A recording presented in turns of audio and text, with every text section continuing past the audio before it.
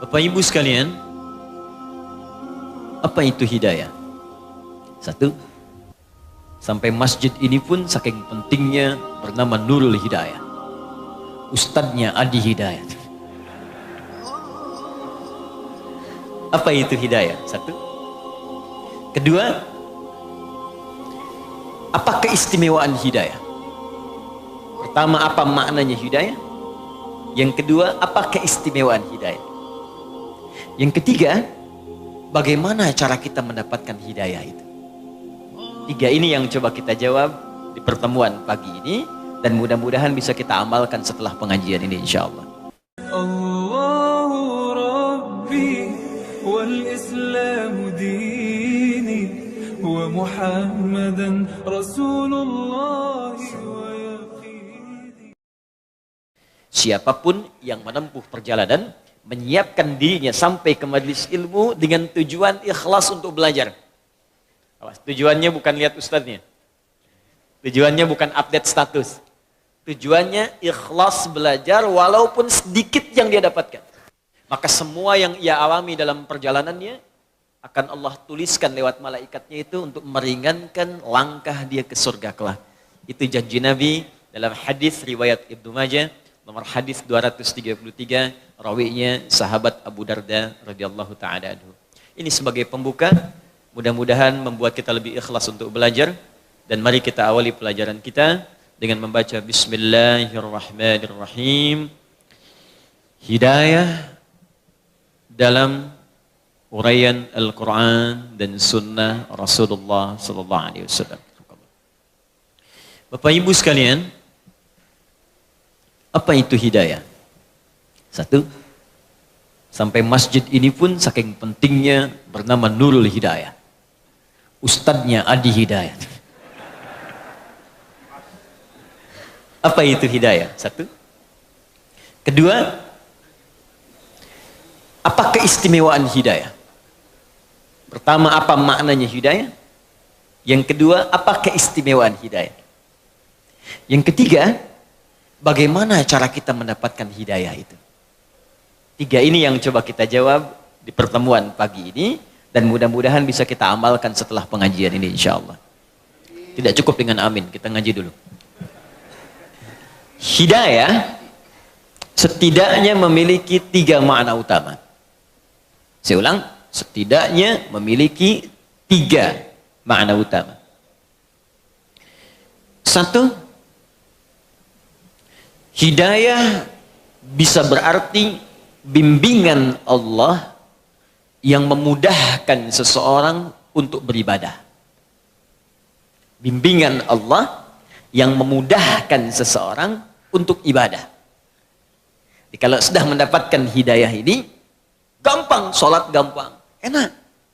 Bahkan sebelum waktu sholat sudah nanya, jam berapa sholatnya?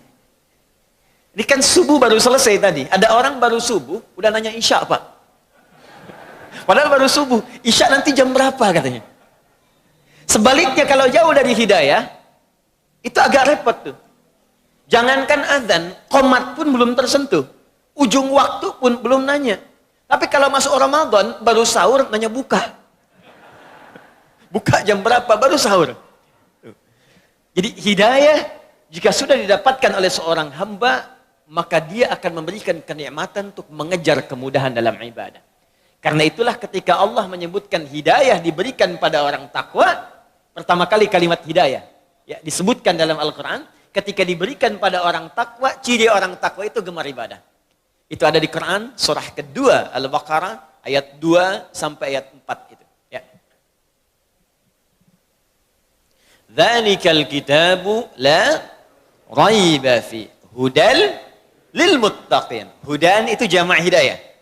Ya, semua isi Al-Quran jangan diragukan kandungannya. Maka Allah akan berikan hidayah, petunjuk kepada orang-orang takwa. Jadi kalau sudah mendapatkan hidayah itu, apa yang dilakukan orang ini? Maka pertama dia akan gemar menunaikan ibadah. Alladzina yu'minuna bil ghaib wa yuqimunas shalah. Maka meningkat keimanannya, dengan meningkatnya iman itu dia rajin menunaikan salat. Wa mimma razaqnahum yunfiqun. Dia senang infak. Walladzina yu'minuna bima unzila ilaik. Dia senang berinteraksi dengan apa yang diturunkan pada Nabi Muhammad, Al-Quran. Jadi kalau hidayah sudah datang, Allahu Akbar. Salat rajin, jangankan fardu, sunnah diburu. Infak rajin, bahkan punya anggaran, hampir setiap hari dia cari. Ya, bahkan dia siapkan bekerja itu bukan untuk jadi kaya, Pak. Kalau kaya biasa. Nabi itu dengan sahabat-sahabat yang pebisnis, pengusaha, pedagang, itu enteng, Pak. Mengatakan kaya itu bagi umatku biasa, kata Nabi. Di kaya itu bagi orang Islam itu mudah. Yang sulit itu mengelola kekayaan untuk dipertanggungjawabkan di hadapan Allah. Makanya sahabat Nabi yang berdagang itu sukses semua. Tapi tahukah Anda, ternyata motivasi mereka menjadi kaya itu bukan untuk mengumpulkan harta, tapi supaya bisa beramal dengan harta itu. Makanya ketika ada menawarkan surga seluas langit dan bumi, dan amalan pertamanya itu bisa infak, semua orang pengen kaya. Supaya bisa infak. Quran surah ketiga ayat 133 sampai 134. Ya, lihat kalimatnya, paling kanan sebelah atas di besar. Wasari'u ila maghfiratin min rabbikum wa jannatin 'arduha as-samawati wal ard u'iddat lil muttaqin. Bergegaslah Anda istighfar, koreksi diri. Jangan-jangan selama ini salah langkah. Salah langkah menggunakan harta, salah langkah mengamalkan ilmu, salah langkah menggunakan tubuh kita. Kaki salah langkah, mata salah pandang, tangan salah bergerak. Hati-hati, ya, keluar masjid salah pakai sendal. Awas, hati-hati. Mata salah lihat, istri di bawah yang dilihat istri orang. Ya, hati-hati. Salah, banyak yang salah. Kata Allah, koreksi diri sebelum tiba waktunya pulang. Dan berharaplah punya cita-cita saat pulang nanti, punya tempat yang bagus. Anda di dunia punya harapan, nanti saya kerja, beli rumah begini, punya mobil sekian, pakaian bagus. Itu kan semua kita tinggalkan. Makanya saat seorang meninggalkan dunia, meninggal dia, kalimatnya telah meninggal dunia. Artinya semua yang melekat pada tubuh dia itu ditinggalkan. Pindah provinsi butuh bekal. Maaf teman-teman, Anda mau kunjungan ke negara lain bukan cuma bekal, butuh visa, bikin paspor dan lain sebagainya. Sekarang Anda mau pindah ke akhirat yang tempatnya lebih jauh. Jarak 1 hari perbedaannya sama dengan 1000 tahun. Masa kita ke sana nggak bawa bekal, kan nggak nyambung. Yang dekat saja butuh bekal, apalagi perjalanan yang jauh. Sekarang Allah balik, bekal kamu apa? Maka Allah tawarkan, kalau Anda ingin pulang, aku siapkan sebuah tempat di surga yang paling indah, yang luasnya seluas langit dan bumi.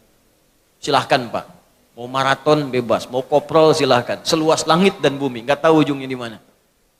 Lalu Anda katakan, saya pengen, ya Allah, apa amalannya? Ayat 134-nya. Amalan pertama, amalan harta. Alladzina yunfiquna fis-sarai wad-dharra. Yaitu orang yang gemar infak. Maka ketika ayat ini turun, sahabat tuh ngejar infak, Pak. Infak tuh kan nggak mungkin dikerjakan kalau nggak ada yang diinfakkan. Makanya ada yang berusaha untuk dagang. Supaya apa? Bisa infak. Abdurrahman bin Auf itu sampai jadi orang paling kaya se-Madinah pada saat itu. Kapaknya terbuat dari emas, boleh jadi terkaya di dunia pada masa itu, boleh jadi. Itu apa yang paling bahagia ketika beliau dapatkan? Bukan saat hartanya ada, Pak. Tapi ketika 1/3 orang Madinah itu diinfaki oleh beliau, dibebaskan utangnya. 1/3 orang Madinah, saya bebaskan utangnya. Abdurrahman bin Auf. 1/3 lagi, saya utangi, saya berikan modal. 1/3 lagi disantuni oleh beliau. Jadi semua orang Madinah dibantu oleh Abdurrahman bin Auf. Utsman bin Affan radhiyallahu taala anhu, infaknya abadi sampai sekarang. Sumur Yahudi dibeli oleh beliau. Yang tadinya setiap orang datang bayar, kata Utsman nggak usah, sekarang ambil ya kalau haus. Ada kebun kurma sekitarannya dibeli oleh Utsman, lapar ambil. Sampai sekarang itu masih ada, akan jadi pemukiman, setiap ada bagian dari situ disimpan di Bank Saudi, diinfakkan, disedekahkan atas nama Utsman bin Affan. Sudah 15 abad. Menantu Nabi, sahabat Nabi, orang yang paling dekat dengan Nabi, disebut pemalu.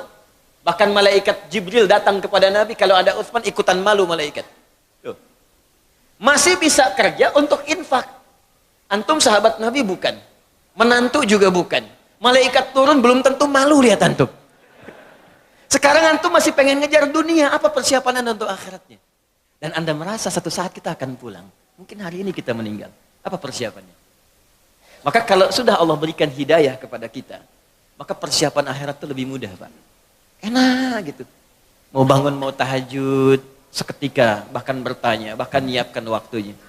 Mau baca Quran, bahkan udah siap-siap, punya agenda.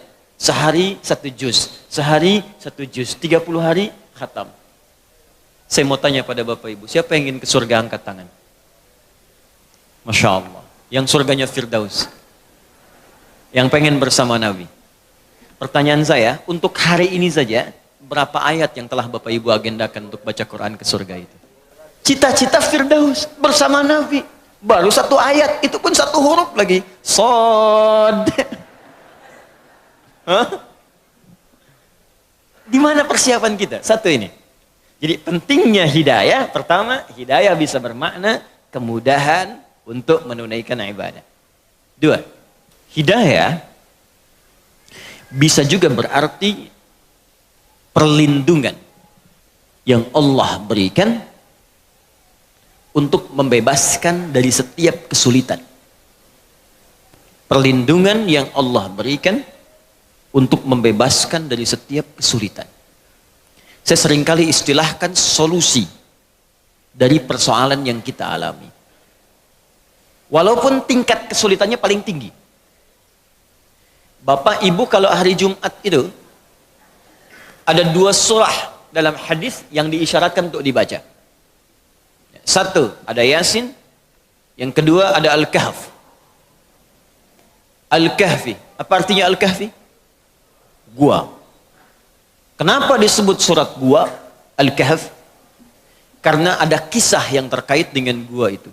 Jadi gua itu bahasa Arabnya ada 2. Ada gharun, seperti di At-Taubah saat Nabi dikejar oleh orang-orang Quraisy dan bersembunyi di gua Thur. Maka Allah menurunkan sebuah kisah menyampaikan pada kita, idhuma fil ghar, gharun, idh yaqulu li sahibi la tahzan innallaha. Gharun disebut gharun. Ya. Kalau Bapak Ibu misalnya ke Mekah, kemudian ke Jabal Nur itu, naik ke atas 700 meter ke atas itu, turun sedikit, itu nanti akan melihat di situ ada gua Hira, tulisannya Gharu Hira. Ya. Mudah-mudahan yang belum umrah atau haji bisa disegerakan ya. Ya. Tidak cukup dengan amin, nabung. Dari sekarang, nabung, siapkan. Ya. Nah, 2, ada yang disebut kahfun, al-kahf. Kalau kahfun, itu dalamnya lebar, Pak. Agak besar guanya. Sehingga yang masuk itu tidak hanya 1, 2. 3 bisa masuk, 5 bisa masuk, 7 bisa masuk. Kenapa surah ke-18 ini disebut dengan Al-Kahfi? Kahfun, bukan gharun. Karena di situ akan dikisahkan beberapa orang pemuda. Ada yang menyebut 5, ada yang menyebut 7. Artinya lebih daripada 1 dan 2. Mereka dikejar-kejar, terdapat kesulitan yang luar biasa, sedang punya problem, masalah. Bahkan masalah ini bisa berpengaruh kepada jiwa.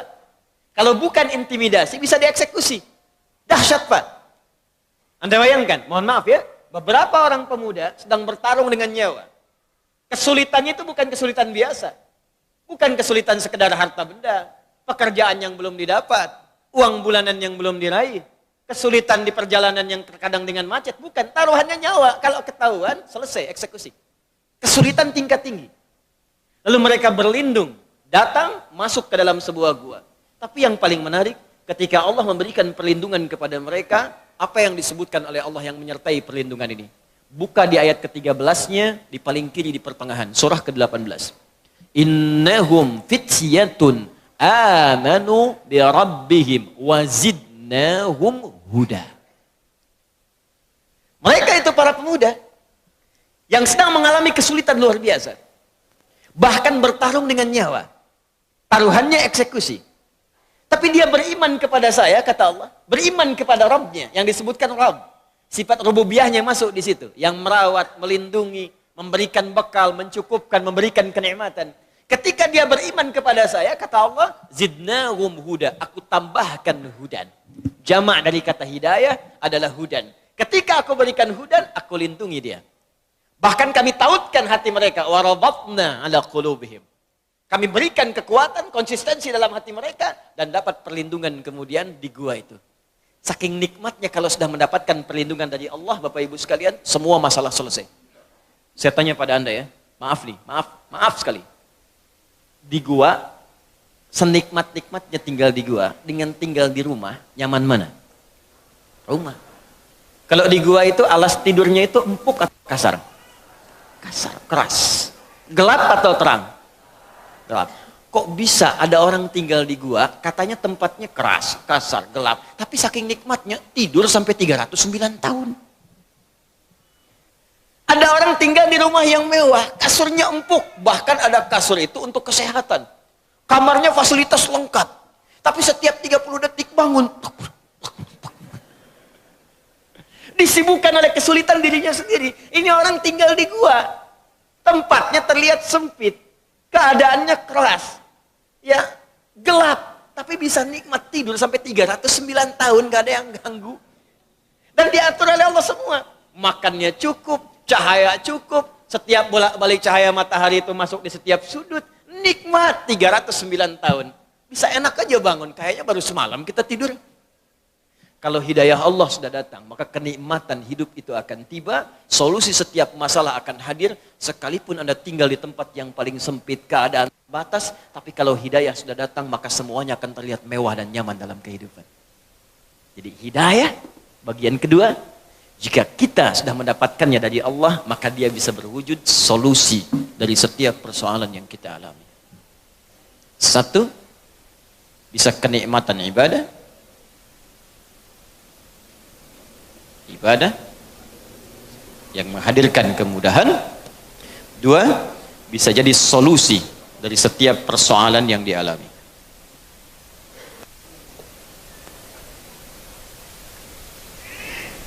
Ya, nanti ya. Nih. Tiga, hidayah bisa berarti jalan menuju kesuksesan dan kebahagiaan. Kalau sudah dapat hidayah, sukses, bahagia. Sukses, bahagia. Tiga, sukses dan bahagia. Ini sering kali saya ungkapkan. Bapak Ibu, ada sukses dan bahagia. Satu, ada sukses, ya, ada bahagia saja. Kalau sukses saja, belum tentu bahagia. Itu bahasa Arab standarnya fauz namanya. Turunannya disebutkan 29 kali dalam Al-Quran. Turunan ini bisa berarti faiz, izah, faizin. Ya, itu artinya kalau ada yang namanya fauzi, faizah, fauz, faizin, fauzan, orang yang diharapkan sukses dalam kehidupannya. Walaupun belum tentu bahagia. Secara bahasa. Kalau diharapkan bahagia saja, bahagia, tapi belum tentu sukses. Itu bahasa Arabnya fariha, fa, ra, dan ha. Ya, farhan, farah, itu bahagia. Jadi kalau yang diberikan nama farhan, diharapkan bahagia selama hidupnya. Walaupun belum tentu sukses. Sekarang saya tanya, pilih mana? Sukses tidak bahagia, atau bahagia tapi nggak sukses? Kaya tapi gelisah atau miskin tapi tenang? Tidak ada pilihan ketiga, jangan milih. Pilih mana? Pasti pengen yang ini. Karena itu Allah sudah mengerti isi hati kita, Allah sudah paham. Sebelum diungkapkan sudah tahu. Bahkan sebelum saya sampaikan tadi, di hatinya sudah berbisik pengen ini. Dalam bahasa Arab, sukses dan bahagia kalau disatukan itu namanya falah. Falahun. Kalau Anda beli kamus bahasa Inggris dan Arab, menemukan kalimat falah, itu terjemahannya success and happiness. Ya. Sukses dan bahagia. Ya, bahagia dan sukses, falah. Orangnya disebut muflih. Di kalau kita bekerja sudah menggenggam kesuksesan, kebahagiaan disebut aflah namanya. Ya, saya menggenggam kesuksesan. Sudah saya genggam, gak ingin saya lepaskan. Saya bahagia. Maka tambahkan hamzah di depan awal kalimatnya, harakatnya fathah, a. Pindah ini ke sini, ini mati, sukun. Kalau sudah ada hamzah, rumusnya nanti di illat di ilmu saraf, ini hilang alif yang ini. Maka jadi aflah. Allah berjanji, setiap orang beriman, kata Allah, aku janjikan kalau dia bisa mengikuti petunjuk Allah akan menggenggam kesuksesan dan kebahagiaan. Buka Quran surah ke-23 ayat pertama. Quran surah 23 ayat pertama. Surah orang-orang beriman. Bahasa Arabnya al-mu'minun. Qad aflahal mu'minun. Aflah. Qad aflaha. Pakai huruf tahqiq di ilmu nahwu. Ya, qad harfu tahqiqin yadkhulu ala kulli fi'lin. Ya, paham? Tidak. Ya. Qad huruf yang menjamin kepastian yang masuk dalam setiap kata kerja di bahasa Arab. Temannya lam. Kalau lam harakat fathah masuknya ke isim kata benda. Wal 'asr. Surah 103. Innal insana la fi. Qadnya enggak ada karena di situ ada tanda-tanda kata benda. Apa itu? Fi. Di ilmu nahwu tanda kata benda min ila an ala fi rubba ba kaf lam fi masuk di situ. Karena yang masuk kata benda maka menggunakan lam. Kalau masuk kata kerja menggunakan qad. Paham? Iya. Qad aflaha, orang beriman itu kata Allah, aku pastikan. Begini cara menerjemahkannya.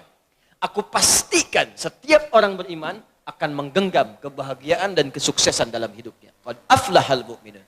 Kalau sudah bahagia, maka dirubah langsung oleh Allah, bukan pekerjaan lagi. Langsung menjadi bentuk orang, subjeknya.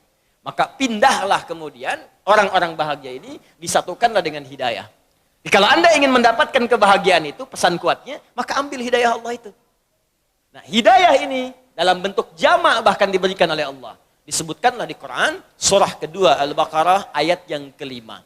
Orang bahagianya disebut muflih, jamaknya muflihun. Al-Baqarah ayat kelima. Ulaika ala hudam mir rabbihim wa ulaika humul muflihun. Ulaika ala hudan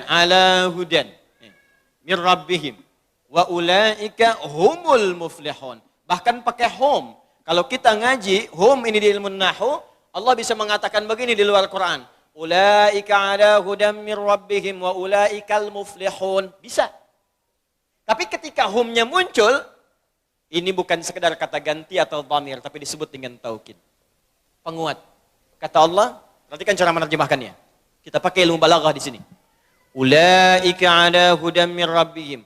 Mereka itu adalah orang-orang yang terus diberikan hidayah oleh Allah. Wa ulaika humul muflihun. Karena dia dapat hidayah Allah, maka aku pastikan, aku jamin kata Allah, dia akan selalu sukses dan bahagia dalam setiap kehidupannya.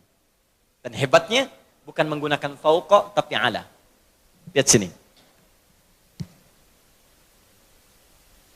Baik.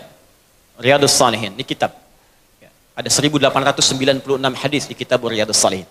Kitab ketiga yang dikarang oleh Al-Imam An-Nawawi. Setelah At-Tibyan fi Adab Hamalatil Quran, yang kedua Al-Arba'in 42 hadis, yang ketiga Riyadhus Shalihin 1896 hadis. Sampai nanti ke Syarah Muslim 9 jilid. Saya katakan begini. Kitab, hadzal kitab fauqal maktab. Ya. Kitab ini sekarang di mana, Bu? Pak? Di atas meja. Sekarang di mana? Di atas meja. Nah, di bahasa Arab itu atas itu ada dua. Ada fauqa, ada ala. Ini fauqa namanya. Al-kitab fauqal maktab. Tapi kalau begini, ala namanya. Al-kitab ala al-maktab. Bedanya yang pertama hanya begini, yang kedua nempel, Pak. Melekat. Perhatikan ayat ini. Al-Baqarah ayat kelima tadi. Ulaika pakai fauqa atau ala? Ulaika ala hudam mir rabbihim. Ada orang-orang yang hidupnya ditempel oleh hidayah Allah. Jadi kemanapun dia beraktivitas, hidayah nempel. Tadi kan saya katakan, hidayah itu solusi. Hidayah itu kemudahan ibadah. Hidayah itu kesuksesan. Jadi apapun yang dia kerjakan, bahagia saja. Apapun yang dia lakukan, sukses. Di rumah tangga karena hidayah nempel, bahagia rumah tangga. Di kantor sukses. Di pekerjaan nyaman, dan ibadahnya pun luar biasa. Itu yang terjadi pada orang-orang terdahulu. Utsman kaya, Abdurrahman bin Auf kaya, Ammar bin As punya kedudukan, Muawiyah punya kedudukan, Umar jangan ditanya, Abu Bakar apalagi. Tapi tahukah Anda, di balik semua kenikmatan yang mereka rasakan itu, Al-Imam An-Nawawi menuliskan di kitab At-Tibyan fi Adab Hamalatil Quran. Kesenangan mereka, sesibuk-sibuknya Uthman, sekaya-kayanya Abdurrahman bin Auf, Tamim Ad-Dari, masih sempat bangun malam setiap malam menunaikan tahajud sampai khatam Al-Quran. Inilah hidayah. Jadi, hidayah saya turunkan bisa berarti satu ini kenikmatan ibadah, kedua solusi dari setiap problem yang dialami, ketiga kesuksesan dan kebahagiaan. Maknanya satu atau banyak? Jadi hidayah itu punya satu makna atau banyak makna? Banyak. Kalau banyak, maka rumusnya jadikan bentuk jama', plural. Jama' dari kata hidayah adalah hudan namanya. Ya, hidayah jamaknya hudan. Karena itulah dalam Al-Quran, kata hidayah ini sering berbentuk jama'. Seringkali menggunakan kata hudan. Hudan, hudan, hudan, hudan. Kenapa diberikan bentuk jama'? Ingin memberikan gambaran kepada kita, kalau Anda dekat dengan Allah, mendapatkan bimbingan Allah, bukan cuma satu yang ingin aku berikan. Semuanya aku berikan. Ya Allah tidak ingin ada orang nikmat ibadah, tapi miskin, fakir saja. Ada orang kaya, tapi ibadah susah. Ini Pak, ini masjid nih Pak. Sini. Ini ada rumah orang di sini, jaraknya cuma 5 meter. Ini speaker masjid ke rumah dia begini. Ada orang sekilo di sini. Yang ini nggak punya apa-apa, sepeda pun nggak pernah mimpi. Setiap ke masjid jalan kaki Pak. Ini sepeda ada, motor ada, mobil banyak tuh. Ya, koleksinya banyak. Jarak cuma 5 meter. Speaker masjid ke sini. Kayaknya luar biasa. Tapi untuk melangkah ke masjid sulitnya luar biasa. Dan Allah tidak inginkan itu. Makanya dijadikan bentuknya jamak. Kenapa? Sekaya-kaya pun masih nikmat ibadah. Sesulit-sulit pun masih ada solusi. Inilah rahasianya. Kenapa banyak kalimat hidayah dalam Al-Quran bentuknya selalu jamak. Paham sampai sini? Nah, sekarang kalau Allah sudah tawarkan semua kenikmatan dan keistimewaan privilege ini, maka siapa di antara kita yang tidak menginginkannya? Hanya orang kurang sehat yang tidak ingin mendapat hidayah Allah Subhanahu wa taala. Hanya orang yang mungkin, mohon maaf, kurang cerdas yang tidak menginginkan hudan dari Allah Subhanahu wa taala. Ketika kita memiliki harapan-harapan apa yang ingin kita dapatkan semuanya itu, maka Allah ternyata sudah menurunkan bimbingan-bimbingan untuk meraih apa yang kita harapkan itu. Jelas sampai sini? Baik, maka dari itu pertanyaan pertama sudah terjawab, apa makna hidayah? Pertanyaan kedua pun sudah terjawab, ya, apa manfaat dari hidayah? Sekarang kita masuk ke bagian yang ketiga. Bagaimana cara kita mendapatkan hidayah itu? Apakah harus mencari setiap orang yang namanya hidayah? Ambil. Atau ada tips dalam Al-Quran yang bisa kita ikuti? Baik, saya tanya dulu sebentar supaya saya bisa petakan durasi waktunya. Kita sampai jam berapa hari ini? 12. Oh, baik. Ya, siap. Siap. Ya. Anda sampai jam 12, saya jam 10 pulang. Harus lanjut. Ya, kita selesai jam 10 kurang seperempatan lah ya. Jadi saya bagi waktu, mungkin ada pertanyaan kita bisa diskusikan. Untuk mendapatkan hudan, setidaknya ada 2 jalan. Yang paling utama yang disebutkan dalam Al-Quran. Ada 2 cara. Satu, jalan pertama adalah dengan cara meningkatkan takwa kepada Allah.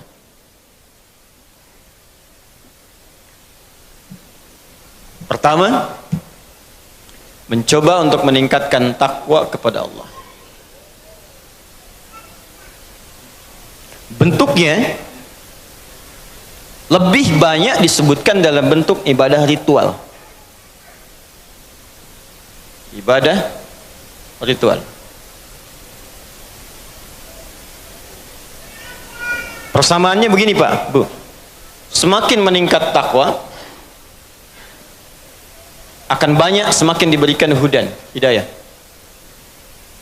Kalau takwa kita meningkat, ini datang semakin cepat. Datang. Orang takwa Kalau satu orang disebut taqi namanya.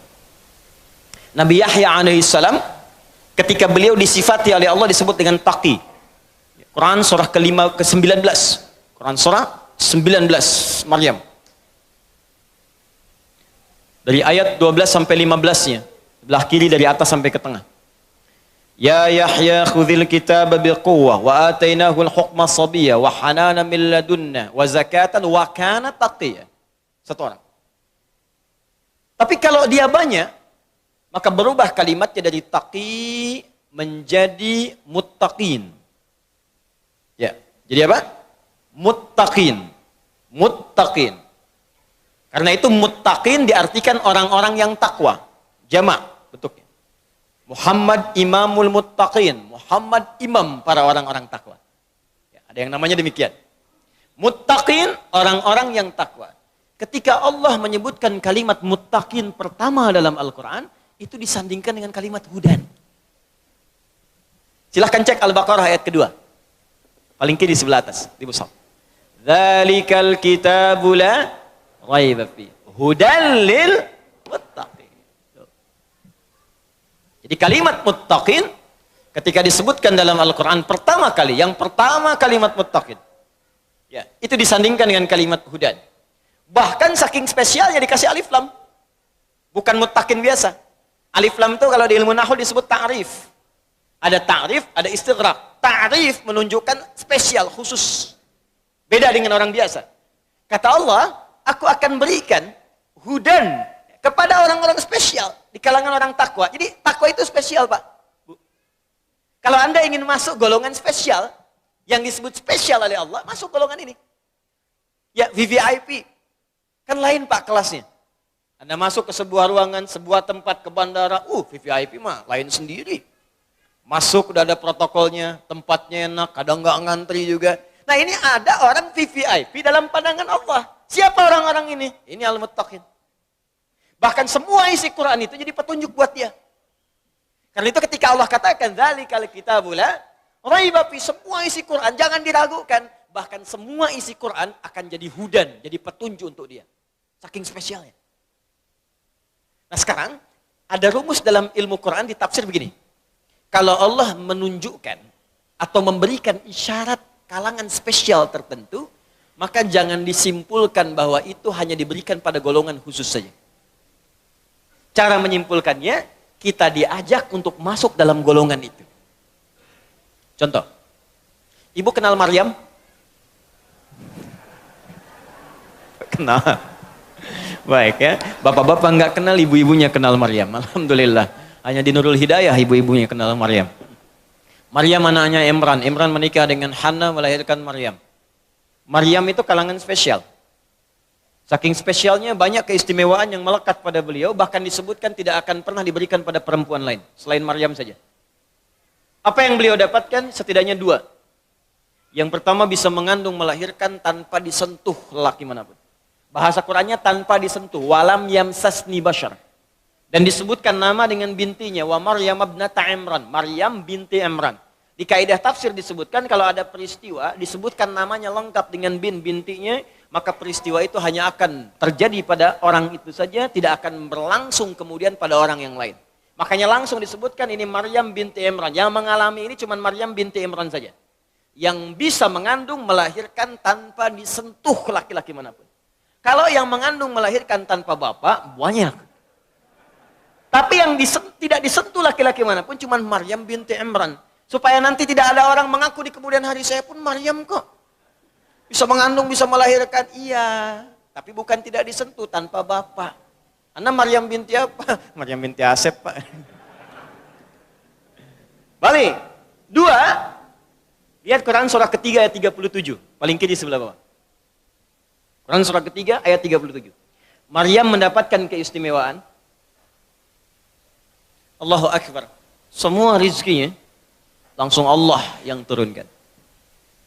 Hadir tanpa banyak ikhtiar-ikhtiar dari manusia-manusia sekitarannya. Itu Maryam punya mihrab, Pak Bu. Ibadah di situ. Memang orang tuanya ingin khususkan anaknya ini yang satu ahli ibadah. Ini tips Pak buat kita, Bu. Saya sering katakan kalimat ini. Di semua keluarga besar kita, mesti ada yang jadi kebanggaan untuk di akhirat nanti. Siapkan. Jangan cuma dunia. Kalau dunia udah banyak, Pak. Bahkan perlombaannya sekarang gak kurang menarik. Saking banyaknya orang. Jangankan orang beriman. Kalau jadi juara matematika, yang belum beriman pun bisa. Kalau cuma dapat Nobel, yang belum beriman juga banyak. Kalau cuma jadi orang kaya, yang belum beriman juga bisa. Tapi ada perlombaan yang tidak semua orang bisa mendapatinya. Perlombaan untuk bisa mendapatkan status terhormat saat kembali kepada Allah Subhanahu wa taala. Kesiapkan oleh kita. Imran ini bukan nabi, Pak. Bukan rasul. Hana kalangan biasa. Tapi dia berpikir kita mesti punya kebanggaan di hadapan Allah. Saat pulang nanti siapa yang kita banggakan? Ya sudah sejak dalam kandungan, sudah ini saja nih. Anak saya kalau kita lahir anak kita pas sekarang, kita siapkan untuk jadi kebanggaan di hadapan Allah. Makanya di ayat 35-nya itu, sejak mengandung sudah bernadar. Idh qalat imra'atu Imran rabbi inni nadhartu laka ma fi batni muharrara fataqabbal minni. Ya Allah, aku bernazar anak yang kukandung sekarang ini aku siapkan untuk berkhidmat kepadamu saja. Aku ingin punya kebanggaan di akhirat nanti ya Allah. Ada yang memberikan mahkota ke kepalaku. Ada yang jadi kebanggaan dengan izin memberikan syafaat kepada kami orang tuanya. Ini ayat ajakan kepada kita Pak Ibu, setidaknya di keluarga besar kita itu mungkin ada satu jadikan ahli akhirat. Jadikan dia ahli Quran. Bapaknya belum hafal, anaknya hafal. Anak sudah 5 belum hafal, ada cucu-cucunya yang hafal. Kalau Allah sudah berikan anak sekian, cucu sekian, gak ada juga yang jadi ahli akhirat, perlu berapa anak dan cucu lagi. Anda boleh jadi belum hafal hadis, anaknya jadikan. Kalau perlu jadi dokter yang hafal Quran, insinyur yang hafal Quran, polisi yang hafal Quran, tentara yang hafal Quran, gubernur hafal Quran, presiden hafal Quran, jadikan. Silakan raih dunia kita dengan ridha Allah, dengan kemuliaan akhirat yang dijanjikan. Dapatkan itu. Nah kalau kita sudah siapkan itu, Allah akan permudah. Apa di antara kemudahannya? Rizkinya Allah siapkan. Jadi kita yang nggak susah. Demi Allah saya katakan, kalau ini rumus diikuti oleh kita, itu dimudahkan oleh Allah. Dunianya sukses, akhiratnya dapat. Apa jadinya? Lihat ayat 37-nya. Fataqabbalaha rabbuha biqabulin hasanin wa ambataha nabatan hasana wa kaffalaha Zakaria. Kullama dakhala 'alaiha Zakaria al-mihrab wajada 'indaha rizqa.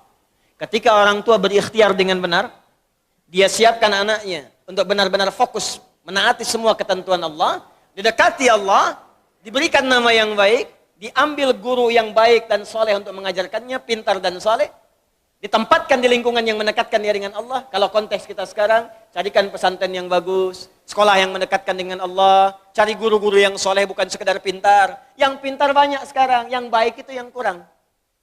Yang cerdas banyak, yang soleh yang dibutuhkan sekarang. Kata Quran, cari yang soleh dan pintar. Cari tempat belajar yang bagus, cari lingkungan yang bagus. Kalau itu sudah didapatkan, fataqabbalaha rabbuha, aku terima kata Allah. Kalau Allah sudah terima, wa ambataha nabatan hasana, biar aku yang selanjutnya menanggung semua keperluan-keperluan dia. Allah yang selesaikan semua. Karena itu setiap Nabi Zakaria datang memberikan kebutuhan Maryam, itu Imran, Bapak Ibu sekalian, meminta bantuan kepada saudaranya. Ya, Zakaria itu masih kolega. Nabi Zakaria nabi. Setiap dibawakan kebutuhannya untuk diajarkan Maryam itu, kullama dakhala 'alaiha Zakaria al-mihrab wajada 'indaha rizqa. Sudah ada semua kebutuhannya di situ. Kalimatnya umum rizqa. Pakaian ada, makanan ada, buah-buahan ada, segala ada. Kullama setiap kali masuk, bukan sekali 2 kali masuk. Nabi Zakaria nanya, ngetes kepada Maryam. Ya Maryamu, anna laki hadha. Maryam, dari mana semua ini? Kan paman yang antarkan, kan paman yang siapkan, karena papa mintakan. Tapi setiap saya masuk sudah ada, dari mana semua ini? Ketika hidayah Allah datang, dan dididik, dilatih dari sejak kecil untuk mendekat kepada Allah, maka semua yang keluar di lisannya Allah, Allah, Allah, Allah. Qalat huwa min indillah. Maryam menjawab, semua dari Allah. Kalau anak kecil dari kecil itu, didekatkan kalimat Allah, tasbih, tahmid, istighfar yang baik-baik, itu keluar Allah. Keluarnya kalimat thayyibah. Kepleset astagfirullah, otomatis tuh. Ya, mau makan langsung doa, naik kendaraan langsung doa. Dari kecil diperkenalkan seperti itu, Pak. Ada setahun lalu kurang lebih itu ada anak kecil tuh yang mau disuntik di rumah sakit tuh. Ya. Karena dia dekat dengan kalimat-kalimat itu, begitu mau disuntik, astagfirullah, ampuni aku ya Allah, ampuni aku ya Allah. Anak kecil mau disuntik. Hah? Orang dewasa berbuat salah, nggak kenal istighfar. Anak kecil disuntik sudah istighfar. Tapi kalau didekatkan dengan ya, keduniaan semata, yang dunia yang dikejar. Mau disuntik, otayo. Ada. Habis semua lah. Ada mau sholat masih main TikTok. Ada. La haula wala quwwata illa billah. Boleh. Nah, syahidnya, ya esensi dari pernyataannya bukan sekedar yang ini, teruskan. Innallaha yarzuqu may yasha bighairi hisab. Paman, seperti paman ketahui, Allah akan memberikan rizki tanpa batas pada siapa yang dikehendaki. Maryam tidak mengatakan saya ini dikehendaki Allah. Tapi Maryam yang katakan, mari kita masuk dalam golongan yang dikehendaki oleh Allah. Maka pamannya langsung mengambil kalimat itu, langsung menyimpulkan, kalau saya mengerjakan seperti yang Maryam kerjakan, tentulah saya pun akan diberikan oleh Allah rizki bahkan tanpa batas. Seperti yang Maryam dapatkan. Rizki itu bukan cuma makanan, bukan cuma pakaian. Ketenangan, rizki. Keturunan, rizki. Nabi Zakaria tenang sudah. Makanan cukup. Pakaian ada. Yang belum ada keturunan. Bahkan medis memvonis sudah tidak mungkin dapat keturunan. Karena istrinya, maaf ibu, divonis monopos dan mandul. Nggak mungkin punya keturunan. Tapi karena kalimat tadi, Allah tidak punya batas dalam pemberian. Apa yang Maryam kerjakan yang belum Nabi Zakaria pernah dapatkan adalah ibadah di mihrabnya itu. Makanya Nabi Zakaria langsung beribadah di mihrab itu, menunaikan sholat. Saat sholat di mihrab dikerjakan itu berdoa. Doanya diabadikan di Quran surah 3 ayat 38 sampai 39. Ya, hunalika da'a Zakaria rabbah. Tanpa menunggu waktu yang lama, Nabi Zakaria langsung kerjakan. Lihat, ini yang nanti mau saya ajarkan. Tanpa menunggu waktu yang lama, seketika dikerjakan di mihrab itu. Apa yang beliau kerjakan? Beliau tunaikan salat, berdoa kepada Allah. Qala rabbi habli min ladunka dzurriyyatan thayyibah. Ya Allah, Engkau punya sifat Wahhab, pemberi tanpa batas. Orang mengatakan aku punya keterbatasan. Orang mengatakan istriku tak mungkin bisa mengandung. Maka ketika orang katakan mustahil, aku memohon kepadamu yang tidak punya batas dalam pemberian.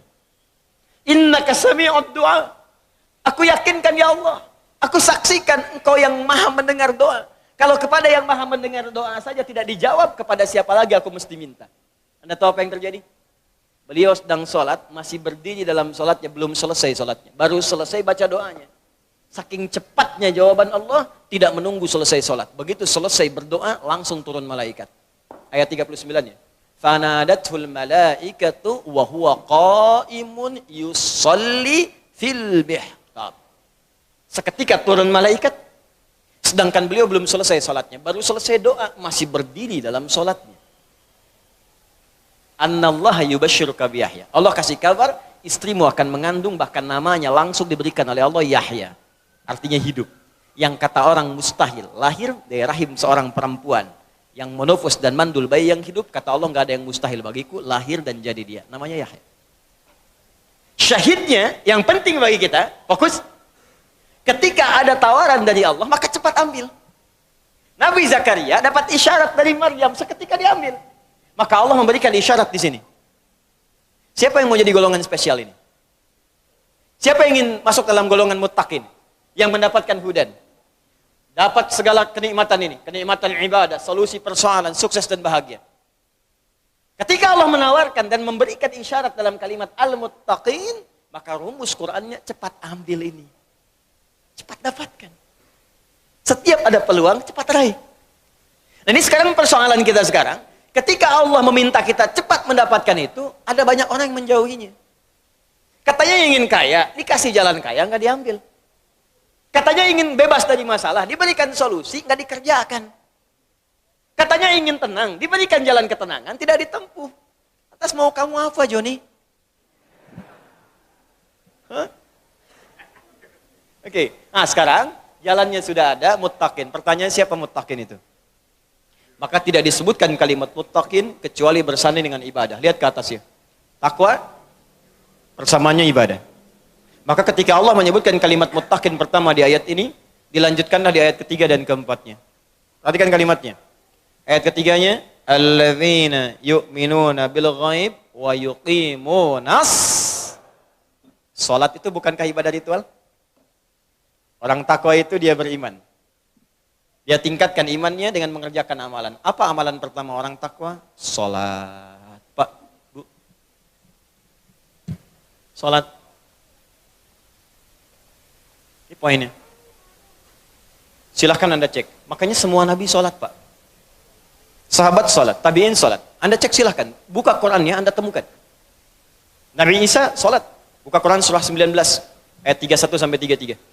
Nabi Musa salat, buka Quran surah ke-20 ayat ke-14. Innani anallahu la ilaha illa ana fa'budni wa aqimis salata lidzikri. Kalimat Allah kepada Nabi Musa. Nabi Ismail salat, bahkan minta keluarga besarnya salat. Buka Quran surah 19 ayat 55. Wa kana ya'muru ahlahu bis shalah. Dan Nabi Ismail itu meminta semua keluarganya salat. Bahkan wahyu yang diwahyukan pada Nabi Muhammad, itu kata Allah sama persis perintah-perintahnya seperti nabi-nabi dulu. Dari sejak Rasul pertama diutus Nabi Nuh. Kalau Nabi Adam Nabi, bukan Rasul.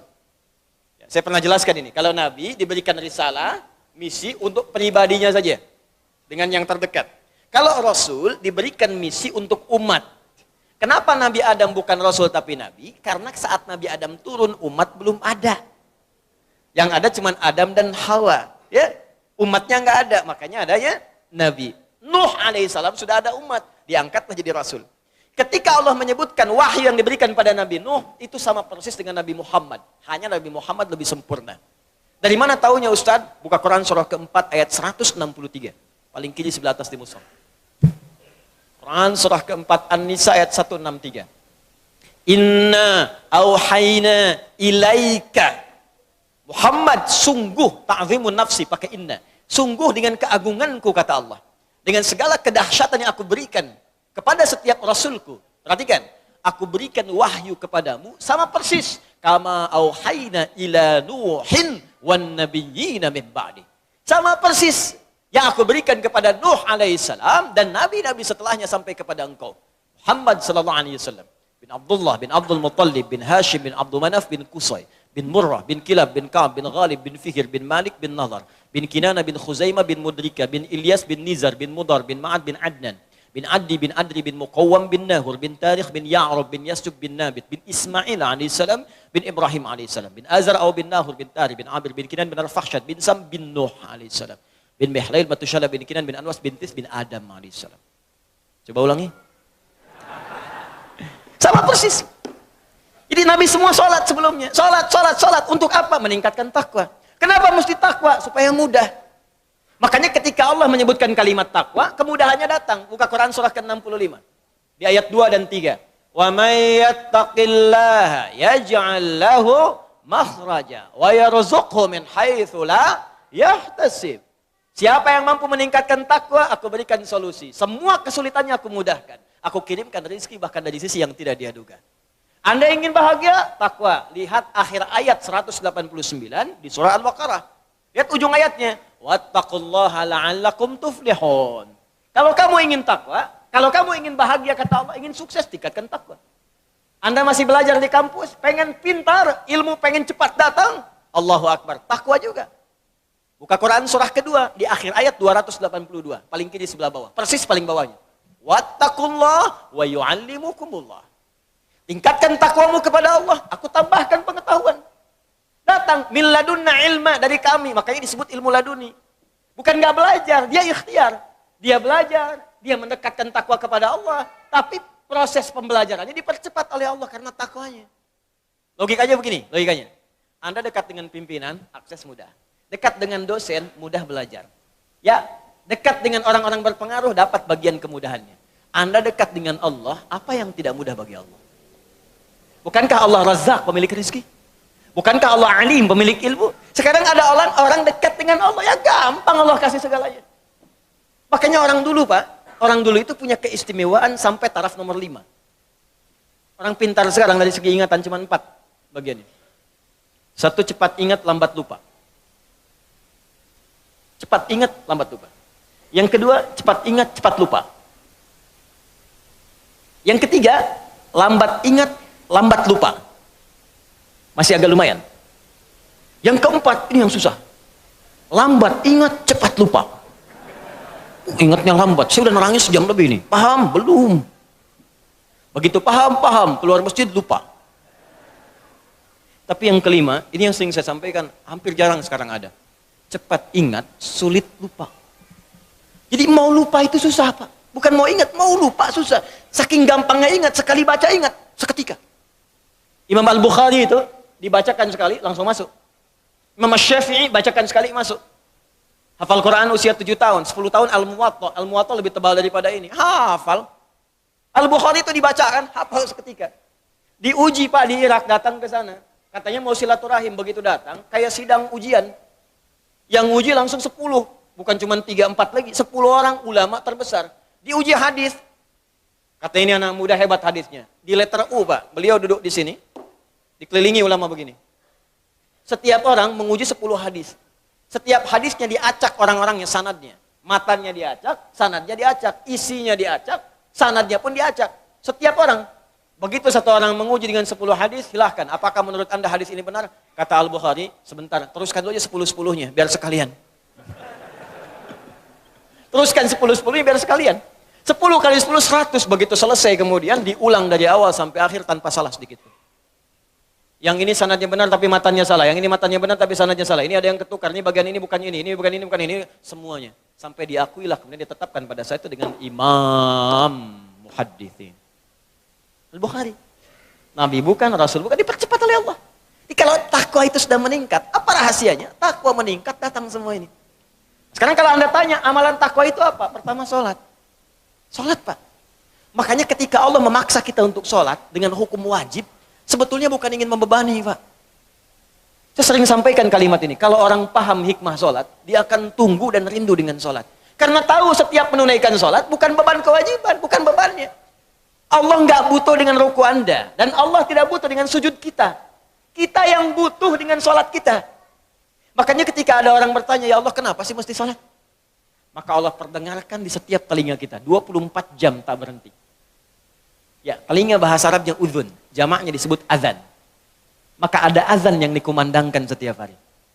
5 kali dalam setiap pergantian waktu. Subuh ganti ke siang zuhur, azan lagi. Ganti ke asar, azan. Ganti ke maghrib, azan. Bahkan mau malam pun masih azan. Diperdengarkan. Yang paling dahsyat, azan tidak pernah dalam waktu bersamaan semuka bumi. Selalu ada perbedaan. Tanah Kusir azan, tiba-tiba Jakarta sana azan. Jakarta selesai masuk Tangerang adzan, Tangerang adzan sampai ke Serang adzan, Serang adzan selesai Banten, Pandeglang adzan. Terus ternyata semuka bumi 24 jam adzan tidak pernah berhenti. Apa itu adzan? Bukan sekedar panggilan, tapi kalimat yang ingin disampaikan pada setiap orang yang mempunyai telinga dan pendengaran. Adzan. Ketika diperdengarkan ada syahadat, Allahu Akbar, Allahu Akbar. Makanya tidak sedikit ada orang-orang itu, Pak Ibu sekalian, masuk Islam karena dengar adzan. Dulu pernah ada orang cuma nonton, dia kuliah tuh di luar negeri. Ya. Kemudian di flatnya itu bukan cuma orang Islam. Ada temannya non-muslim. Yang muslim ini bagus nih, bisa dibiasakan. Dia terbiasa dengan hal-hal islami. Bahkan tayangan TV pun dia putar yang channel 1 itu dari Mekah. Tentang sholat, baca Quran. Ini bisa kita biasakan. Ke kantor, kalau sedang senggang baca mushaf, baca hadis. Mungkin bagi sebagian orang, dengan izin Allah dapat hidayah. Lewat kebiasaan kita. Begitu sedang membuka tayangan itu, muncullah sedang sholat isya. Tayangan persiapan sholat isya langsung dari Masjidil Haram. Yang non-muslimnya tiba-tiba datang. Yang muslim itu cuma iseng nanya begini. Kawan, menurut kamu, berapa jumlah orang yang ada di masjid itu? Temannya bilang begini. Ya, mungkin 1000, 2000 lah. Ya. Apa jawab yang si muslim ini? Ada di sana sekarang setidaknya 500.000 orang. Sebelum dilakukan perluasan. 500.000 orang. Pertanyaan kedua, perhatikan kalimatnya. Menurut kamu, berapa lama waktu yang dibutuhkan untuk membuat mereka semua rapi seketika? Dia berpikir sejenak, kemudian dia jawab. Mungkin seminggu 2 minggu kayak. Seminggu 2 minggu, sepekan 2 pekan. Kata si muslim ini, aku akan tunjukkan kepadamu, tidak sampai 5 menit semuanya akan rapi dan baris. Kata yang kawan tadi, mustahil, gak bisa itu. Tadi kan, rasionalitasnya jalan. Ketika rasio sudah mulai jalan, maka mudah bagi Allah memberikan hidayah dan hikmah kepada jiwanya. Maka seketika, kata temannya yang muslim, sekarang coba lihat. Begitu qamat, Allahu Akbar, Allahu Akbar. Wah sudah, yang tawaf berhenti semua. Yang tadinya duduk, berdiri semua. Siap. Bingung temannya. Jangan dulu jangan dulu bingung, lihat dulu nih. Begitu sudah imam yang mengatakan, Istau, istaqimu. Wah semua rapi. Saat takbir, Allahu Akbar. Semua angkat tangan takbir. Maka apa respon yang non-muslim ini? Dia katakan kepada yang muslim, tolong tunjukkan kepadaku bagaimana caranya masuk Islam. Karena ini bukan agama buatan manusia. Hidayah. Ada orang nonton sholat Isya, masuk Islam. Ada orang sudah Islam, gak mau sholat Isya. Orang udah qomat nunggu deket subuh. Jadi bisa jadi asbab hidayah. Dan yang paling menarik begini Pak, kadang dalam keseharian, kenapa cuma Anda yang dengar azan? Kenapa Anda yang lihat, Anda pulang kerja, bisa kan lewat jalan lain. Tapi kenapa Anda bisa melewati orang sholat? Kok bisa melihat orang ke masjid? Kok tiba-tiba lewat ke tempat masjid yang sedang azan? Itu kan hidayah. Sebetulnya Allah sedang jemput kita. Ketika Anda bertanya, kenapa kami sholat ya Allah? Dijawab lagi di suara azan. Hayya 'alas shalah. Kenapa sholat ya Allah? Teruskan. Hayya 'alal falah. Tuh, falah. Sukses dan bahagia. Ketika engkau bertanya, kenapa kami mesti sholat? Aku jawab, kata Allah, suara muadzin tuh. 24 jam aku perdengarkan padamu. Tanpa putus. Supaya kamu bahagia. Supaya kamu senang. Supaya kamu lancar. Supaya kamu gak punya masalah. 24 jam. Kalau sekali diingatkan, belum sadar, mungkin wajar. 24 jam diingatkan, gak sadar-sadar. Anda manusia bukan. 24 jam. Datang terus, kedengaran terus. Gak sadar juga. Aduh apa lagi? Sekarang yang salah siapa? Jangan lagi Anda salahkan Allah. Ya Allah, kenapa saya mesti begini? Why me ya Allah? Why not, kata Allah. Kamu saya kasih nggak diambil-ambil. Makanya kalau kita sadar, cara berpikirnya begini, sholat membuat kita bahagia, maka semua orang akan menunggu waktu sholat. Karena itu ketika Anda punya masalah, kalimat sholat itu ketika disebutkan di Quran, bersanding dengan solusi. Quran surah kedua ayat 45. Wasta'inu bis-sabri was. Kalau engkau punya masalah, kata Allah, maka minta kepadaku. Sabar terima masalahnya, karena semua orang punya masalah. Bukan Anda saja, kata orang, semua orang hidup punya masalah. Perhatikan Quran surah kedua ayat 155. Walanabluwannakum bisyai. Semua orang yang hidup, kata Allah, aku akan uji dengan persoalan. Diuji dengan masalah. Masalah ini aku turunkan, bukan ingin membuat hidupnya bermasalah. Perhatikan bahasa Qurannya. Tapi ingin meningkatkan kualitas hidupnya. Sebab kalau hidup nggak ada ujian, kualitasnya nggak meningkat. Anak SD itu masuk SMP, kalau sudah lewat ujian. Harus diuji, supaya kadar keilmuannya bisa diketahui layak untuk masuk SMP. Kalau nggak ada ujian, nggak ketahuan peningkatan ilmunya. SMP ke SMA ada ujian. Jadi kalau tahap yang sederhana saja ada ujian, apalagi hidup yang begitu kompleks, pasti ada ujian. Di cara berpikirnya jangan salah, ketika sedang punya masalah, sesungguhnya Allah sedang akan meningkatkan kualitas hidup kita. Semakin tinggi ujian, artinya kita akan semakin meningkat dengan kuat. Karena orang besar itu nggak akan diuji dengan ujian kecil. La yukallifullahu nafsan illa. Jadi kalau Anda hadir sekarang di pengajian ini, sedang punya masalah berat rasanya, maka berbahagialah. Artinya Anda akan diangkat setinggi-tingginya oleh Allah, karena ujian yang diturunkan, ujian yang disetarakan dengan kemampuan Anda. Itu poinnya. Gak ada orang hidup gak punya masalah. Apa dikira Ustadz gak punya masalah? Lebih banyak daripada jamaah. Tuh masalah antum tuh. Saya jawab juga. Di hidup bersanding dengan masalah. Persamaan terbaliknya, orang yang tidak ingin punya masalah artinya tidak ingin hidup. Siapa yang tidak ingin punya masalah? Angkat tangan. Selesai. Nah sekarang kata Allah, kalau sedang punya masalah, minta kepada saya solusinya. Supaya dipermudah. Lewat apa ya Allah? Wassalah, datang. Kalau Anda masih nggak mau sholat, ditanyakan imannya oleh Allah. Makanya kalimat ini disebutkan sekali lagi untuk menguatkan di ayat 153. Dipanggil kalimat imannya. Seakan-akan begini bahasanya. Kamu ini punya iman apa enggak sih? Kalau nggak punya iman kamu apa? Ya karena nggak ada iman. Sekarang kamu masih mengaku beriman, tapi saya panggil sholat nggak datang. Karena itu di ayat 153, paling kanan sebelah bawah, itu kalimatnya berubah dengan disebutkan kata iman di depannya. Ya ayyuhalladzina amanu. Hei semua orang beriman, mana imanmu? Ista'inu bis-sabri was-shalah. Kalau kalian punya masalah, kata Allah, sekali lagi datang. Lewat sholat minta kepadaku.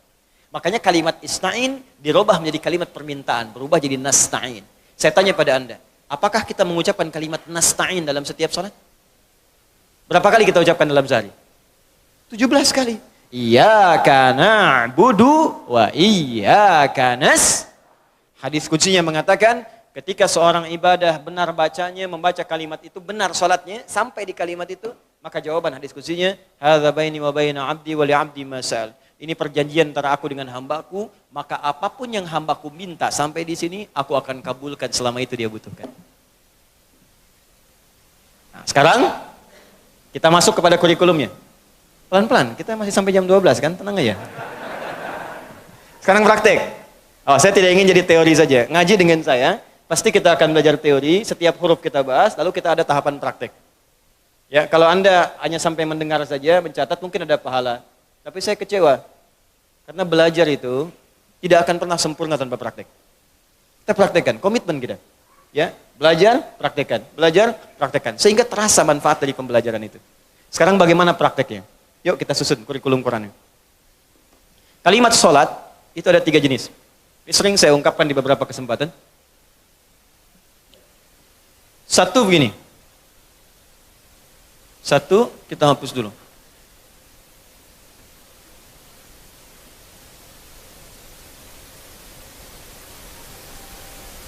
Alhamdulillah. Berikan hidayah ya Allah. Satu, datang sendiri, angkat sendiri, nulis sendiri, ngapus sendiri, bawa kameramen sendiri. Ya, udah, kau. Jamaah tinggal duduk, lihat ketawa, masuk surga, enak banget. Aduh.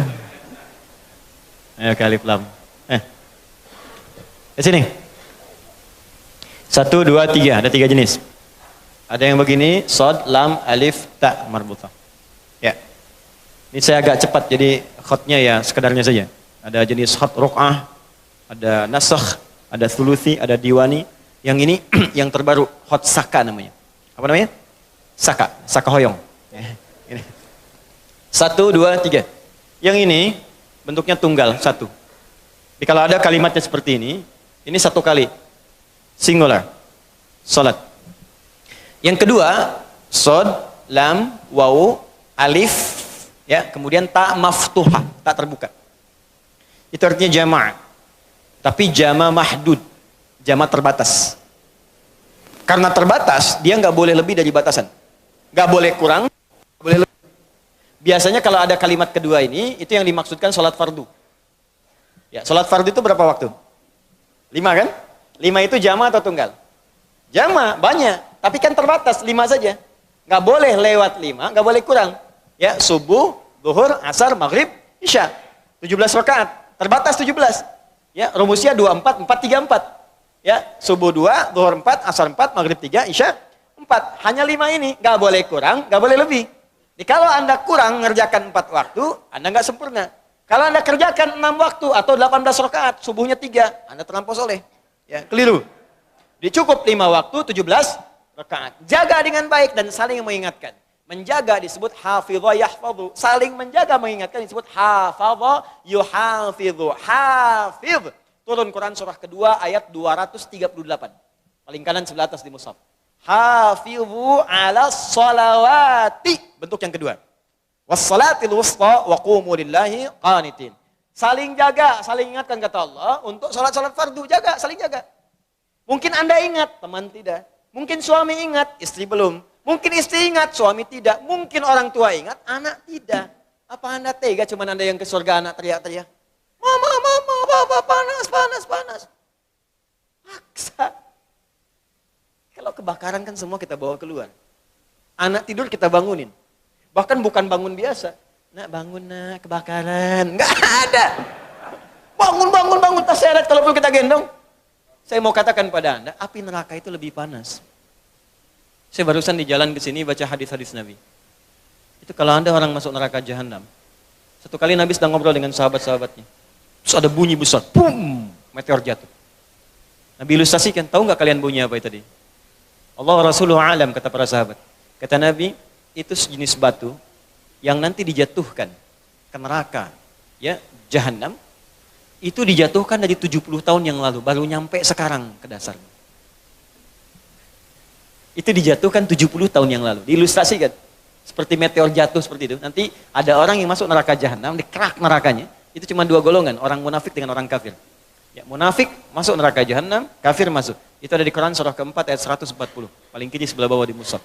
Ya, qad nazzala 'alaikum fil kitabi an idza sami'tum ayati la yukfaru biha wa yustahza'u biha fala taqudu ma'ahum hatta yakhudu fi haditsin ghairi. Innakum idzam mithluhum. Innallaha jami'ul munafiqina wal kafirina fi nari jahannam jami'a.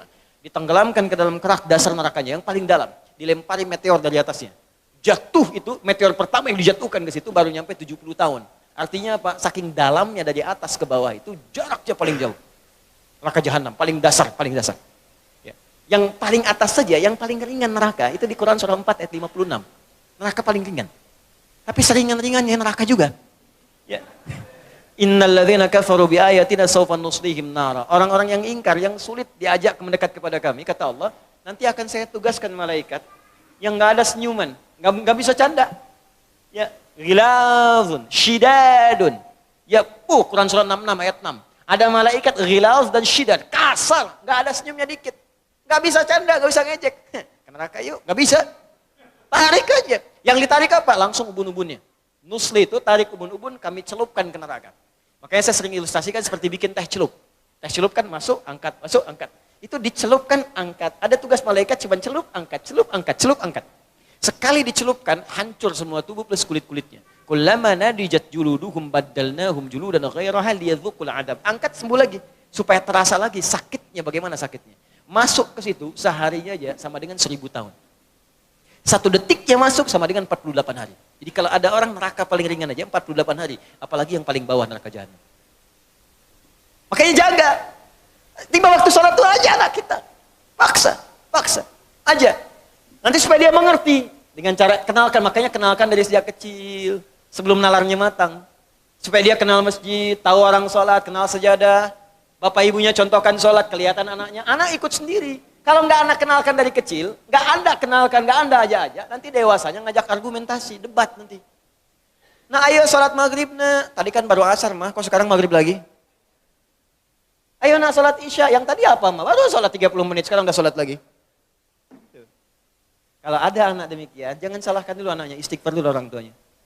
Mungkin ada tanggung jawab anda yang tidak diberikan pada saat dia kecil. Kembalikan ke sini.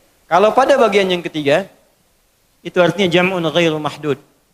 Jama' tanpa batas. Shad, lam, waw, alif tegak di atasnya, ta marbutah. Jam'un ghairu mahdud. Jama' tanpa batas. Banyak enggak dibatasi. Kalau banyak melewati batas, artinya ditambahkan fardu itu dengan yang nafilah. Hukumnya sunnah. Maksudnya apa? Kalau Anda ingin mendapatkan golongan privilege yang istimewa, ini. Pak, Bu. Fokus.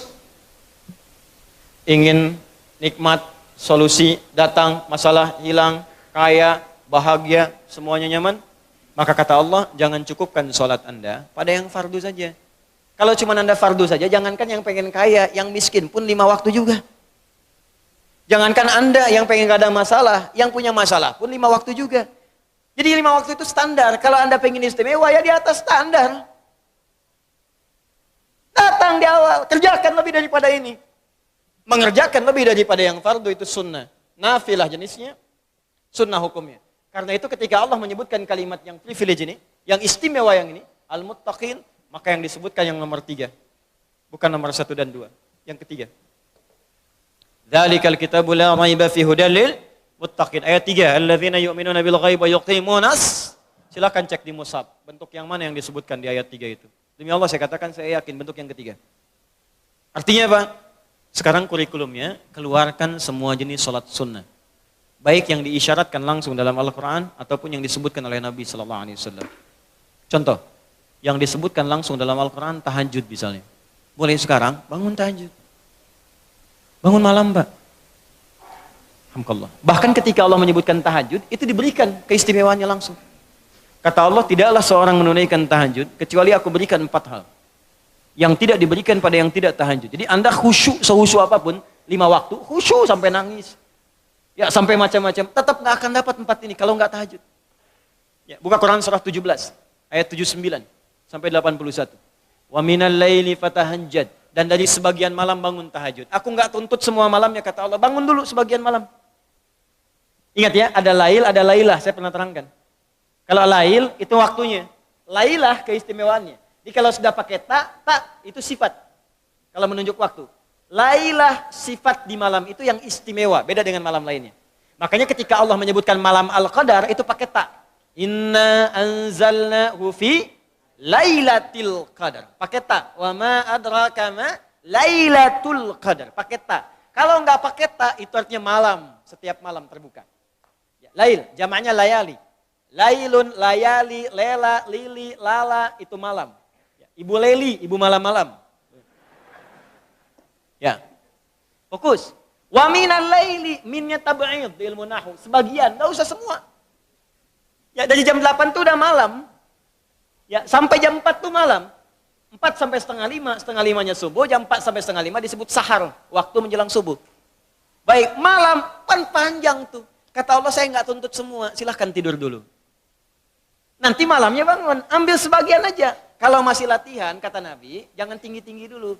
Nggak apa-apa 15 menit, 30 menit, untuk latihan dulu. Ya, bangun di malam hari setelah istirahat disebut hajada namanya, hajad. Jimdal, ha besar jimdal. Hajada itu bangkit setelah beristirahat di malam hari. Jadi, kalau mau tahajud tidur dulu. Tidur dulu, kalau nggak tidur bukan tahajud namanya. Qiyamul lail saja, qiyam, bangun saja, nama umum. Ya, qiyam. Tapi kalau Anda mau tahajud, istirahat dulu. Supaya apa? Supaya tahajudnya itu ditunaikan dengan sempurna. Fresh, fokus, ngantuknya hilang dulu. Bangun. Hajada. Kalau Allah minta misalnya, usaha bangun. Usaha di ilmu sharaf tambahkan ta di depannya. Ini. Kalau usahanya mesti kerja keras, karena tidak mudah untuk bangun. Mesti ada tantangan. Syiddah, keras, kejam. Maka tambahkan tasydid di huruf sebelum akhirnya. Huruf akhirnya dal, sebelum akhir jim. Maka tambahkan tasydid. Di fikih lughahnya. Kalau cuma pakai tajwid itu 2 huruf yang disatukan. Jim berharakat dengan jim mati, satukan pakai tasydid. Tapi kalau Anda ngaji balaghah, maka ditemukan di fikih lughah, syiddah menunjuk pada sesuatu yang tidak mudah dilakukan. Seakan memberikan gambaran begini, hey, apa Anda kira mudah ingin mendapatkan jadi istimewa? Tidak, berjuang dulu kata Allah. Kalau gampang semua dapat. Berjuang, berusaha bangun malam. Tapi tidak mudah dikerjakan. Allah ingatkan, berusaha tapi tidak mudah untuk dikerjakan. Mungkin bangun pertama masih ngantuk karena nggak pernah bangun malam. Bangun masih begini dulu. Duduk begini. Bangunnya 2:30, duduk. Begitu bangun begini jam 5. Bisa. Makanya siapkan dari awal, berusaha dulu, pasang alarm kalau di awal-awal. Kalau belum terbiasa, kalau sudah terbiasa, bangun sendiri Pak. Pasang alarm, saya dulu saking nggak punyanya. Itu di pesantren itu. Ibu saya memaksimalkan, memberi, disamakan semua. Bahkan survei. Ya, berapa yang paling banyak diberikan kepada santri itu? Ibu saya paling maksimal ngasih. Saya nggak bisa teruskan cerita, nanti kita berhenti talimnya. Kemudian saat sebagian orang beli alarm, saya waktu itu nggak punya untuk beli. Saya datangi guru saya. Salah satu guru tafsir. Pak, saya pengen tahajud. Tapi saya nggak bisa beli alarm, nggak punya uangnya, saya bilang. Nah, ini pesan guru saya. Alarm terbaik, alarm yang Allah berikan. Kau minta sama Allah. Maka saya berdoa. Ya Allah, saya pengen bangun jam 3 nanti tahajud. Betul Bu, Pak. Allahu Akbar. Alarm Allah itu luar biasa. Minta jam 3, di alarm jam 2. Bangun saya jam 2. Ya apa saja mimpinya, pokoknya bangun itu. Allah, begitu dia jam 2. Alhamdulillah. Tenang dulu, diam dulu kan. Siap-siap kan hadis Nabi begitu. Kalau bangun jangan langsung bereaksi. Duduk dulu sebentar. Itu di Abu Daud, nomor hadis 1367. Ya. Idastaiqadha min naumi fajalasa. Kalau Nabi bangun dari tidurnya duduk dulu. Famasaha biyadi min athari naumi, maka mengusap dengan tangan yang diduga paling bersih. Awas. Sebagian bekas ngantuknya. Hilangkan dulu. Setelah ngantuknya hilang baru doa. Jangan ngantuk berdoa yang enggak nyambung. Masih ngantuk. Alhamdulilladzi ahyana. Badana amatana amat dia begini kan, gak bangun-bangun. Ya. Nah, itu jadi hilang dulu ngantuknya. Baru setelah itu sadar, berdoa, baca 10-11 ayat terakhir surah Ali Imran, baru masuk untuk berwudu, baru siap-siap tahajud. Ya, kalau kita baru di awal pasang alarm, ya beli. Ya pakai handphone bisa sekarang. Handphone tuh coba sih jadikan jadi aset akhirat. Cuma jadi koneksi dunia aja untuk apa? Jadikan aset akhirat. Pasang alarmnya, masukkan aplikasi Quran, update status hadis setiap hari. Motivasi orang dengan kebaikan, jadi pahala. Nah, ini yang dilihat di update, berita bola lagi. MU dapat gelandang baru, ini. Kemarin menang 6-0, lawan Manchester City menang 1-0, tapi agregat kalah 3-2, nggak masuk final. Hafal. Liverpool peringkat pertama, selisih poinnya udah kejauhan, sekarang nggak kekejar. Udah nggak kekalah-kalahkan sampai sekarang, 23 kali main. Wah, tinggal 16, hafal benar tuh. Kemarin salah nyetak gol 1, 2-0 lawan West Ham, tahu dia. Tahajud enggak, aduh. Anda mau tanya apa sama saya? Saya jawab sekarang. Ya. Ronaldo punya anak 4 aja saya tahu. Nonton enggak? Enggak tahu saya. Real Madrid puncak sekarang nomor 1 saya tahu, karena Barcelona kalah sebelumnya walaupun kemarin menang 5-0. Saya tahu. Nonton enggak? Enggak nonton, demi Allah saya bilang, enggak nonton saya. Cuman saya kan senang baca. Apa yang bisa dilihat besok ngapain? Lihat malam-malam. Baca, selesai. Ya kalau masuk di komunitas itu bisa dakwah kita. Datang, sampaikan, gini, selesai. Balik lagi ke tahajud, pasang alarm. Bangun jam berapa sholat? Jam 3, pasang jam 2.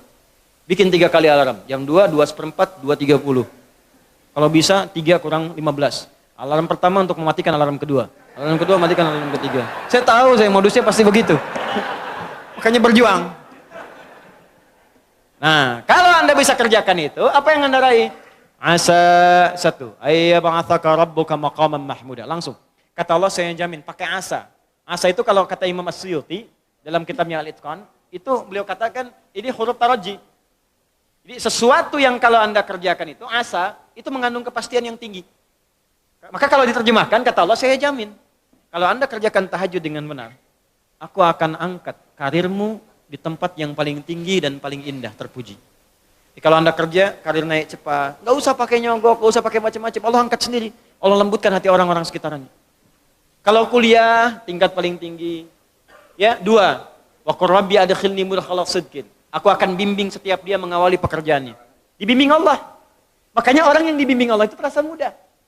Ya, maaf, begitu mau misalnya menghadapi sesuatu, datang bimbingan Allah, begini cara mengerjakannya. Hatinya tuh dituntun.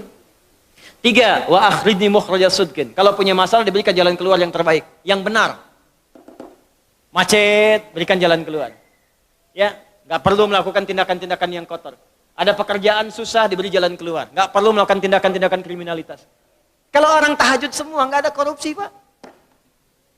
Enggak ada sogok-menyogok. Baik semua jalan. Yang paling indah, wa ja'alni min ladunka sultanan nasira. Ahli tahajud itu kata Allah, kalau dia diganggu, diisengi, dijaili dalam kehidupannya, aku langsung yang akan menolongnya. Baru tahajud. Maka sekarang tolong keluarkan ya. Malam tahajud, siang turunkan. Dari syuruk, duha. Syuruk itu awal duha. Duha dibagi 3. Awal duha, pertengahan duha, akhir duha. Kemudian misalnya rawatib, 4 rakaat sebelum zuhur. Kalau nggak sempat 2, hadis Ibnu Umar. Kemudian 2 rakaat setelahnya. Ya, kemudian 2 rakaat setelah maghrib. 2 rakaat setelah isya. 2 rakaat sebelum subuh. Tambah dengan mutlak 4 rakaat sebelum asar. Ya, 2 rakaat sebelum isya. Ma bainal adzanaini rakaatain. Ya, 2 rakaat di antara adzan dengan iqamat. Tambahkan semua. Demi Allah saya katakan, catat kalimat saya ini. Kalau Anda benar mengerjakan semua ini ikhlas karena Allah, maka akan terjadi perubahan dalam hidup kita. Yang pertama Allah berikan bukan dunia dulu, karena dunia itu kecil.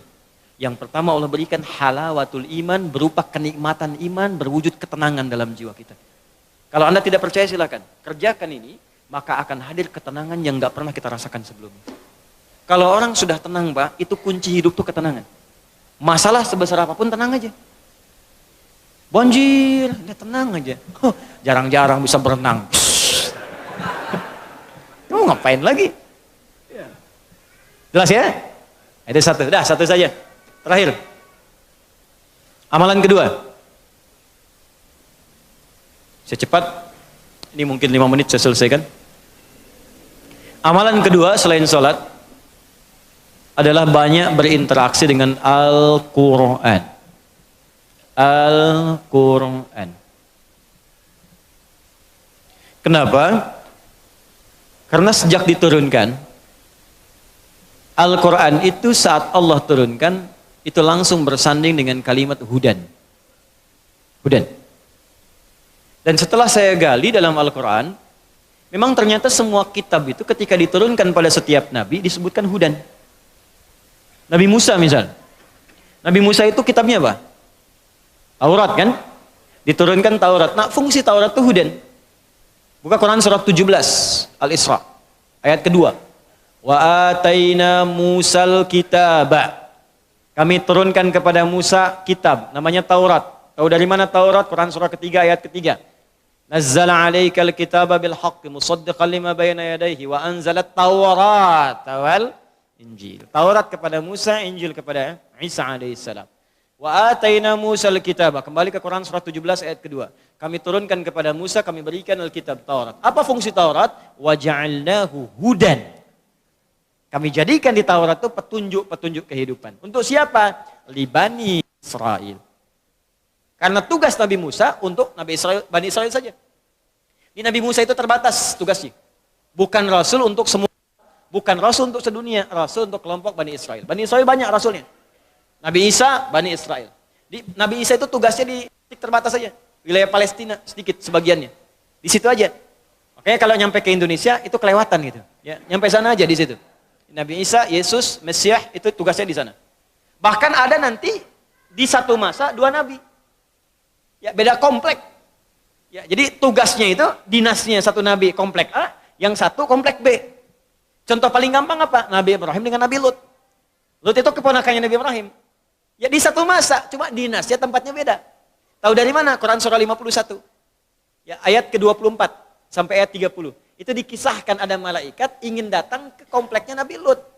Karena di komplek Nabi Lut itu, masyarakatnya itu udah kelewat batas, udah nantang azab.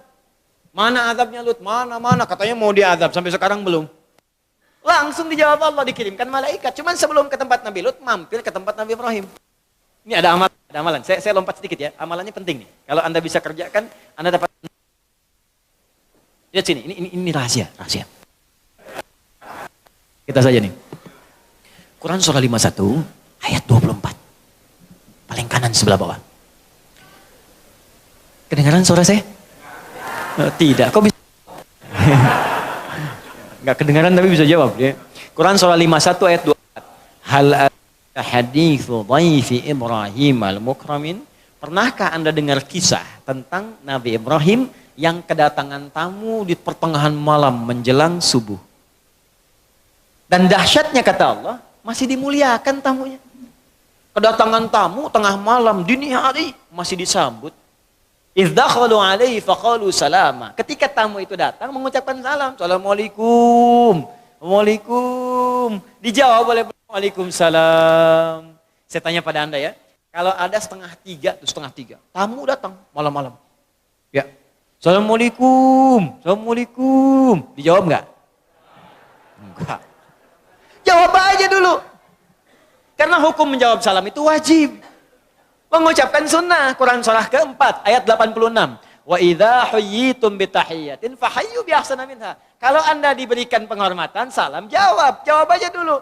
Assalamualaikum. Salam. Assalamualaikum. Salam warahmatullah. Assalamualaikum. Salam warahmatullahi wabarakatuh.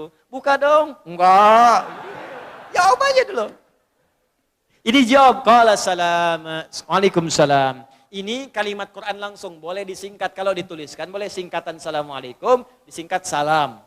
Dibaca Assalamualaikum warahmatullah. Sama dengan Bismillahirrahmanirrahim, singkatannya Basmalah. Alhamdulillahirrahmanirrahim, hamdalah. Ya, ini sudah jam 10, kurang seperempat. Sekira waktunya sudah cukup. Saya mohon maaf, ya kita akhiri saja dengan hamdalah. Hamdalah. Oh tidak! Contoh, ini bukan mau mengakhiri, contoh. Hamdalah alhamdulillahirabbil alamin. Takbir Allahu Akbar. Kita masih ada waktu, mesti bukan. Ini contoh, ya. Sama salam itu singkatan dari assalamualaikum. Ada singkatan, ada, ya. Nah, maka apa yang terjadi? Saya cepat saja. Itu masih disambut oleh Nabi Ibrahim. Kemudian faragha ila ahli. Beliau datang ke istrinya. Sayyidah Sarah waktu itu masih nanya, "Mah, ada menu terbaik apa? Tamu istimewa nih malam-malam." Qaumun mungkarun. Oh ini bukan orang sini, orang jauh. Kalau orang jauh jangan banyak ditanya. Dimudahkan oleh masuk duduk. Datang ke menu terbaik apa? Enggak ada. Pak, ini enggak ada stoknya. Bahasa kita. Kata Nabi Ibrahim, kita lihatlah ke belakang. Ditemukanlah anak sapi punya beliau itu, lembu. Itu masih nyembelih dulu. Faja'a bi'idlin samin. Disembelih bikin gulai malam-malam, dihidangkan. Muncul persoalan. Begitu dihidangkan faqaraba wa ilaihim qala ala taqulun. Setelah dihidangkan Nabi Ibrahim ikut duduk tapi makanan enggak disentuh. Dilihat aja begini. Diamati oleh Nabi Ibrahim. Sudah nggak disentuh, ngelihat kaki ke bawah. Kakinya nggak nempel ke lantai.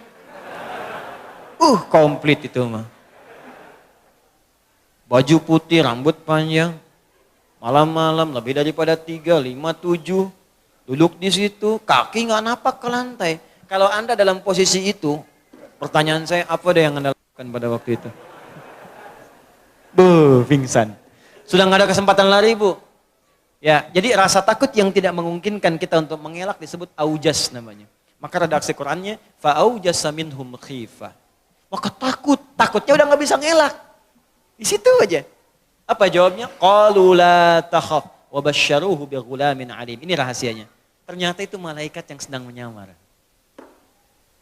Menjadi laki-laki datang bertamu. Mereka berkata, "Kamu jangan takut. Kami malaikat yang ditugaskan oleh Allah untuk bertamu mampir ke sini sebelum datang ke Nabi Lut." Bayangkan, orang mampir aja dijamu oleh Nabi Ibrahim, diservis oleh beliau dengan servis yang tidak biasa.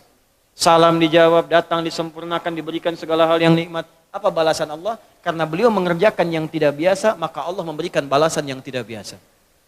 Wa basyaruhu bighulamin alim, maka istrinya Sayyidah Sarah yang divonis secara medis dan klinis mandul, tak mungkin punya keturunan, diberikan kabar pada saat itu. Kamu akan punya keturunan. Dibalas. Sudah monofos, gak mungkin punya keturunan. Ada faktor lain secara klinis, gak mungkin. Maka turun jawaban Allah. Ketika Anda mengerjakan amalan yang tidak biasa, maka Allah pun memberikan jawaban yang bahkan mustahil menurut kebanyakan orang. Itu rumus Quran.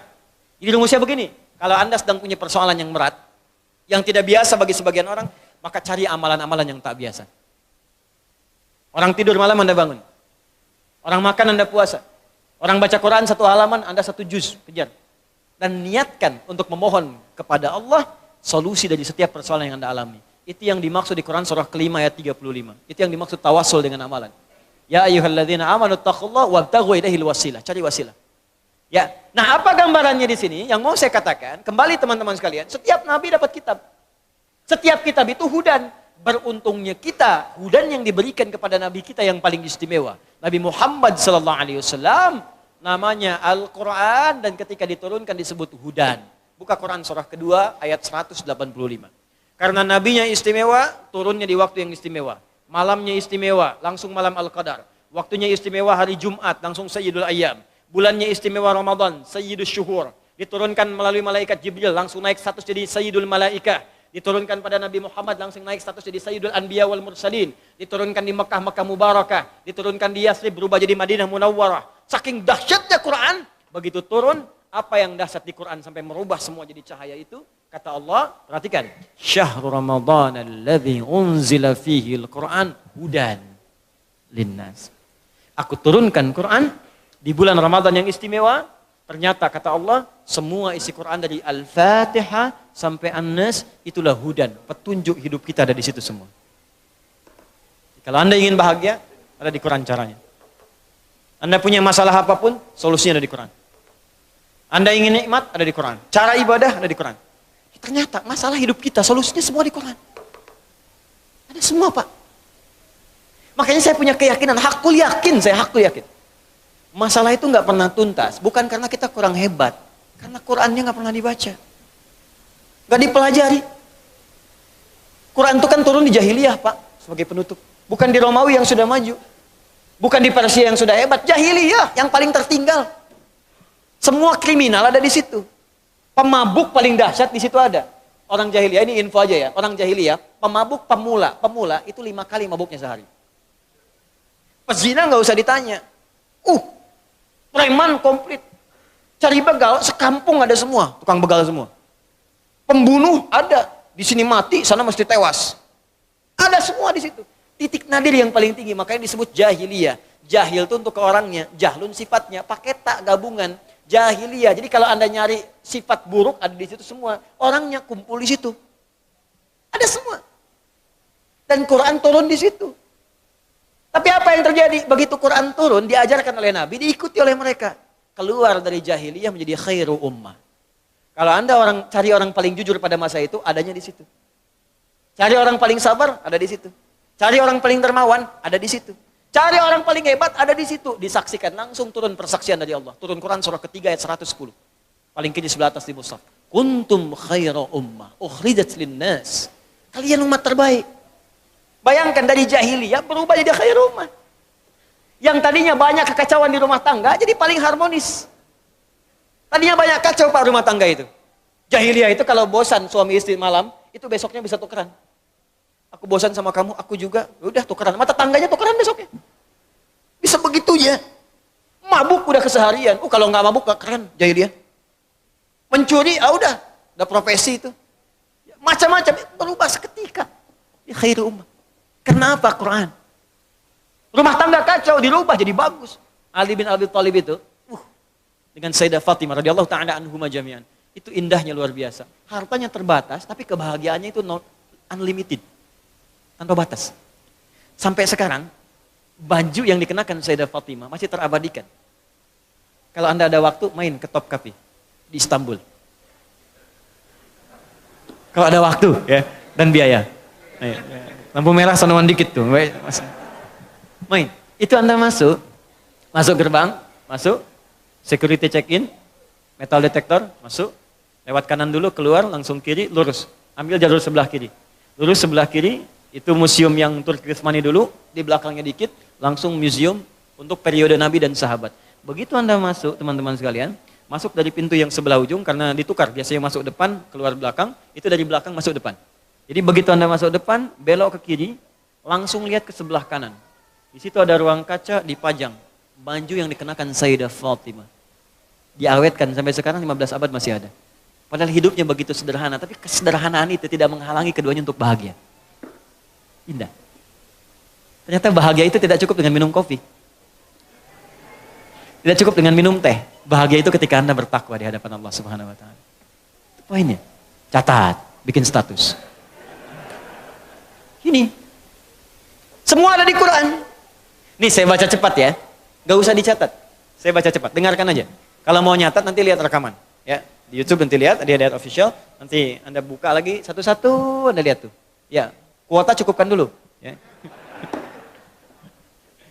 Lihat sini. Bahkan sebelum kita keluar dari rahim ibunda kita, sudah ada petunjuk. Ibu yang sedang mengandung ada petunjuknya. Kalau ingin mengetahui dan berdoa tentang kondisi janin, ada kondisi disebutkan di Quran surah ke-22 ayat ke-5. Doanya diatur di Quran surah ke-7 ayat 189. Minta sama Allah supaya bayi yang lahir soleh. Kemudian ketika lahir, tugas apa yang pertama dilakukan oleh seorang ibu dan ayah? Maka Allah turunkan Quran surah kedua ayat 233. Paling kanan sebelah bawah. Ibu fokus berikan ASI kalau mau sempurna 2 tahun. Suami kerjakan ini. Itu sudah diatur. Begitu 2 tahun, pendidikan apa yang pertama diberikan kepada anak supaya taat kepada Allah, gampang dekat dengan orang tua dan dengan lingkungan baik. Turun Quran surah 31 ayat 13 sampai dengan 19. Begitu dia beranjak kemudian sampai titik dia mau menjelang baliknya dan dia mau sekolah dengan yang formal, maka turun ketentuan lagi. Ini ajarkan ini doanya, ini caranya supaya dia paham dalam pelajaran. Turun Quran surah 9 ayat 122. Dia boleh dapat ilmu tapi iman juga harus kuat. Turun Quran surah 58 ayat ke-11. Caranya Quran surah 96 ayat 1 sampai dengan ayat 5-nya. Tingkatkan takwanya supaya ilmunya juga dapat. Turun Quran surah kedua akhir ayat 282. Lalu dirinci amalan-amalannya sampai dimudahkan oleh Allah. Kalau dia bahkan menghafal Quran pun diringankan oleh Allah cara menghafalnya. Turun Quran surah ke-75 ayat 16 sampai dengan 18-nya. Kemudian naik lagi. Ada dia semakin naik, semakin tinggi, mungkin dia mulai merantau. Ya, sekolah di kampusnya bukan di tempat dia. Pergi ke Jakarta, pergi ke Eropa, pergi kemana-mana. Kata Allah, kalau kamu pindah kemanapun, pasti akan dapatkan kultur yang berbeda. Masyarakat yang tidak sama. Jaga takwamu begini caranya. Turunkan Quran surah 49 ayat 13. Kadang-kadang ketemu jodohnya. Saat ketemu jodoh, kamu ta'aruf jangan lama-lama. Siapkan lamaranmu, carikan kemudian maharnya, dapatkan yang terbaik. Quran surah keempat ayat keempat. Lakukan pernikahan, Quran surah ke-30 ayat 21. Saat mau nikah pun diberikan pelajaran. Kalau jadi suami, ini tugas kamu di awal. Istri tugasnya ini. Kalau nanti ada masalah, ini masalahnya. Dirinci oleh Quran. Dari mulai masalah salah komunikasi, komunikasi yang tidak sempurna, sampai persoalan yang sulit diselesaikan, begini caranya. Turun Quran surah keempat ayat 34 sampai 35. Bahkan dalam kondisi pun pecah, nggak bisa diselesaikan berdua. Ini cara mencari orang bijak untuk menyelesaikan masalah di rumah tangga. Tadi surah 4 ayat ke-35-nya. Sampai diterangkan, kamu kalau sudah menikah laki-laki tugasnya begini. Cara mencari nafkahnya ini yang standar. Quran surah kedua ayat 168. Kalau pengen cepat baru bergerak, rizkinya cepat. Quran surah kedua ayat 172. Kalau lebih cepat lagi belum bergerak, rizki datang. Quran surah 7 ayat 96. Tapi jangan kamu kira saat bekerja akan biasa-biasa, akan ada tantangan. Mungkin ada yang tidak suka dengan engkau, persaingan yang tidak sehat. Kadang-kadang engkau yang tender tapi hasilmu diambil oleh orang lain. Mungkin terjadi. Ujiannya pelajari. Dari mulai ujian ringan sampai berat, Quran surah kedua ayat 214. Solusinya di Quran surah ketiga ayat 142. Turunannya di Quran surah kedua ayat 155 sampai 157. Kemudian cara amalan menyelesaikannya Quran surah ke-7 ayat 79 sampai 81. Kalau sulit zikirnya dari Quran surah ke-21 ayat 87 sampai dengan 88. Ibu yang tinggal di rumah kadang merawat anak jangan dikira mudah. Mungkin dia bisa menangis atau berkata dan sebagainya. Turunannya di Quran surah ke-17 ayat 23 sampai dengan 27. Kadang-kadang ibu capek, lelah, sakit ringan-ringan, ada zikir Nabi Ibrahim. Quran surah 26 ayat ke-80. Kalau sakit ya kata dokter ini nggak bisa nih, nggak ada obatnya. Jangan percaya, pasti ada obatnya. Corona aja dalam sekian hari ada obatnya. Ya, aku turunkan kata Allah zikir Nabi Ayub yang kalau ada orang sakit gak sembuh pun kata dokter, aku berikan kesembuhan yang sama seperti Ayub. Zikirnya di Quran surah 21 ayat 83 sampai 84. Sudah berumah tangga, belum ada tanda-tanda keturunan. Dokter mengatakan ini gak bisa, gak ada yang gak bisa. Amalkan zikir Nabi Zakaria alaihissalam. Amalannya di Quran surah ketiga 38 sampai 39. Doanya Quran surah 19 ayat 2 sampai dengan ayat 15-nya. Kemudian Anda beranjak lagi sampai kehidupan nyaman, usia 40 tahun, sudah sukses, orang tua masih ada. Kata Allah, jangan cukupkan kesuksesanmu untuk dirimu sendiri. Bawa orang tua dalam kesuksesanmu. Minimal kamu doakan dia. Turun bimbingan Quran surah ke-46 ayat 15. Sampai Anda sudah semakin sepuh, jangan dikira kemudian Anda akan sadar selamanya. Mungkin ada yang kembali seperti kebiasaan anak kecilnya. Turun Quran surah ke-22 ayat yang kelimanya. Sampai di ujung senja Anda, jangan bayangkan Anda hidup selamanya. Anda mungkin akan wafat. Karena itu kata Allah, pelajari cara wafat. Anda mau ke sini buka peta. Peta ke Masjid Nurul Hidayah, nyampe cepat. Anda mau meninggal, kok nggak dibuka petanya? Maka Allah turunkan peta kewafatan, peta sakaratul maut. Ya diturunkan caranya. Kalau ingin nikmat-nikmat, tenang, cara meninggalnya enak, buka Quran surah 89 ayat 27 sampai 30. Di situ ada cara husnul khatimah dengan panggilan ya ayatuhan nafsul mutmainnah. Kemudian kalau Anda tidak siap-siap dengan itu semua, maka resikonya tinggi. Bisa sambil dipukulin malaikat. Wah, pukul depannya, pukul belakangnya. Sampai masuk ke alam kuburnya, pelajari bagaimana persiapan ke alam kubur. Kalau ingin terang, nikmat, semua nikmat diberikan, saking gembiranya pengen mengatakan kepada keluarga tapi nggak bisa, ayo cepat sini, di sini enak. Kalau bisa cepat nyusul ke sini. Pelajari Quran surah ketiga ayat 169 sampai 172-nya. Tapi kalau Anda sembarangan dan tidak disiapkan, Allah turunkan kisah Fir'aun. Kalau kamu pengen seperti Fir'aun, aku tampakkan neraka pagi dan petang di alam kuburmu. Buka Quran surah Al-Mu'min, surah ke-40 ayat 45 sampai dengan 46-nya. Anda berkata tentang ya Allah bagaimana setelah alam kubur terjadi, ada kiamat, diturunkan bimbingan tentang kiamat, satu surah sekaligus. Surah ke-75, supaya kita siap-siap dengan keadaan itu walaupun kita mungkin wafat sebelum itu terjadi, kalau benar-benar beriman kepada Allah. Kemudian ya Allah bagaimana di akhirat nanti hisab. Kamu gak usah pikirkan hisab, nanti akan ringan. Yang kamu pikirkan surga mana yang kamu masuki. Aku turunkan 4 di surga, siapkan kurikulumnya di dunia. Bapak Ibu mau ke surga yang mana? Ada surga kelas pertama bersama Nabi dan Rasul, orang-orang soleh, para syuhada, para siddiqin. Amalannya di Quran, surah keempat ayat 69. Anda ingin di taman surga, semua kenikmatan ada yang langsung berikan Allah tanpa perantara. Nikmatnya taman surga, punya rumah dekat tamannya langsung. Amalannya bagus, turunkan di Quran surah 51 ayat 15 sampai 23. Saya ingin surga yang luas ya Allah, boleh. Saya siapkan seluas langit dan bumi. Amalannya di Quran surah 3 ayat 133 sampai dengan 134. Ya Allah saya nggak mau milih-milih, yang penting ke surga. Yang penting ke surga ya Allah. Ya, ajarkan amalan yang biasa-biasa, yang penting masuk surga. Kata Allah nggak ada masalah. Aku turunkan amalannya, ada di Quran surah kedua ayat 25. Ya, awas hati-hati dengan neraka. Karena itu aku turunkan sifat-sifatnya, jangan kerjakan amalan ini bisa masuk neraka. Neraka yang paling ringan Quran surah keempat ayat 56. Ya, di situ ada pembangkangannya. Turunannya di Quran surah kedua ayat 6 sampai dengan 7-nya. Ya, gerakan-gerakannya banyak diturunkan. Di Quran surah misalnya 6. Ya, teman-teman semukan, hati-hati Quran surah 16 ayat ke-25. Quran surah kedua ayat 6 sampai dengan 7-nya. Turunan-turunannya muncul lagi menjadi munafik. Quran surah keempat ayat 140-nya. Hati-hati, kalau Anda lakukan itu masuk neraka jahanam. Ada semua. Apa yang enggak ada? Ada semua. Kenapa Anda enggak turunkan sekarang? Ibu, kenapa ibu enggak turunkan? Bimbingan jadi ibu Qurani. Ayat-ayat tentang ibu aja. Tentang ibu aja turunkan. Bagaimana jadi istri? Apa tugas istri? Apa tugas ibu? Apa kendala seorang ibu? Demi Allah pasti kejadian, Bu. Pasti kejadian. Tuh, benar. Pasti kejadian. Quran tuh detail sekali. Dari mulai mengandung, menyusui, lahir, sampai anak bermasalah. Ada semua. Kenapa nggak Anda keluarkan? Anda berapa tahun jadi ayah? Kenapa nggak dikeluarkan bimbingan jadi ayah? Kenapa nggak dikeluarkan bimbingan nafkah? Ada semua. Kalau kita susah, yang salah bukan Allah. Allah pun sudah jawab. Di akhir ayat Quran surah kedua, akhir ayat 185. Yuridullahu bikumul yusra wala yuridu bikumul usra. Kata Allah, Allah menginginkan semuanya mudah, bukan susah. Jadi kalau Anda hidup susah, yang salah bukan Allah. Anda sendiri yang nggak baca petunjuknya. Jangan salahkan Allah. Kenapa saya begini ya Allah? Bukan saya, Cepi, kamu yang salah. Kenapa kamu nggak baca? Aku turunkan, aku paksa bahkan. Makanya wajib itu dipaksa. Bahkan diancam dengan dosa itu. Kalau kamu kerjakan dosa, sebetulnya yang penting bukan dosanya. Yang penting itu Allah menginginkan rahmatnya. Karena rahmat Allah melebihi iqabnya. Itu poinnya. Kayak itu sekarang yuk mendekat kepada Quran. Baca dulu, karena membaca itu pengantar untuk paham. Setelah itu ngaji, tilawah. Ya, jangan tinggi-tinggi dulu Pak, jangan tinggi-tinggi. Yang kita kerjakan di harian. Antum apa nih aktivitasnya? Pebisnis, keluarkan ayat bisnis. Buka hadisnya. Antum di birokrasi, keluarkan ayat birokrasi. Ada kok ayat pemerintahan. Diplomasi ada, makanya diplomat kita ulung semua. Ya, Amr bin As itu dari Afrika Utara, dari Mesir ke Syam. Diplomasi jalan itu, diplomasi ekspedisi itu. Itu muslim semua setelah itu, maju semua. Silahkan cek sekarang, Mesir, Libya, Tunisia, Maroko, Aljazair, sampai ke Syam. Ya, Jordania, Palestina, Syria, Libanon, muslim semua. Bukan karena muslimnya, maju juga pada saat itu. Ini informasi aja ya. Dulu zaman itu, Afrika Utara itu provinsi. Afrika Utara provinsi. Sampai ke masa gubernurnya Musa bin Nusir, jenderalnya Tariq bin Ziyad. Yaman provinsi. Gubernurnya Muaz bin Jabal. Provinsi, sekarang jadi negara. Dan makmur semua. Spanyol dulu, Andalusia, kiblatnya Eropa. Kita mendambakan itu. Dan kita itu muslim paling besar di dunia. Tapi mana isi Qurannya? Dan itu disupport oleh undang-undang kita juga. Itu bahkan negara pun undang-undangnya mensupport kita. Supaya kita soleh. Coba buka pasal 29 ayat 2. Ayo ngajinya, pakai undang-undangnya. Negara menjamin kemerdekaan tiap-tiap penduduk untuk memeluk agamanya masing-masing dan beribadah menurut agama dan kepercayaannya itu. Dijamin oleh negara. Makanya kita ngaji, ini kan ibadah, negara menjamin kita ngaji. Baca Quran dijamin, sholat dijamin. Makanya negara bikin depag.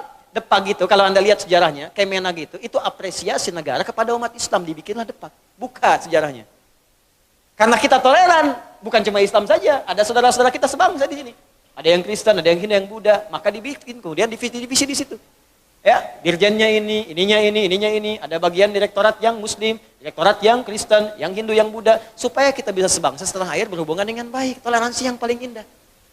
Tapi keislaman kita dijamin, dan kita pun gak boleh ganggu saudara kita yang lain. Jangan ganggu kalau ada orang mau ibadah ke gereja, biarkan. Ya, di pura biarkan. Hormati mereka. Lakum dinukum waliyadin. Tapi menghormati itu juga tidak harus ikut-ikutan. Wah, ini orang lagi ibadah kok azan di gereja yang nggak nyambung. Hormati, kita pun menghormati. Dan disitulah hidup bertoleransi yang paling indah. Jadi itu Bapak Ibu sekalian, kalau ingin mendapatkan itu semua, maka mendekatlah kepada Allah dengan banyak menunaikan salat, kemudian banyak bertilawah Al-Quran. Ya.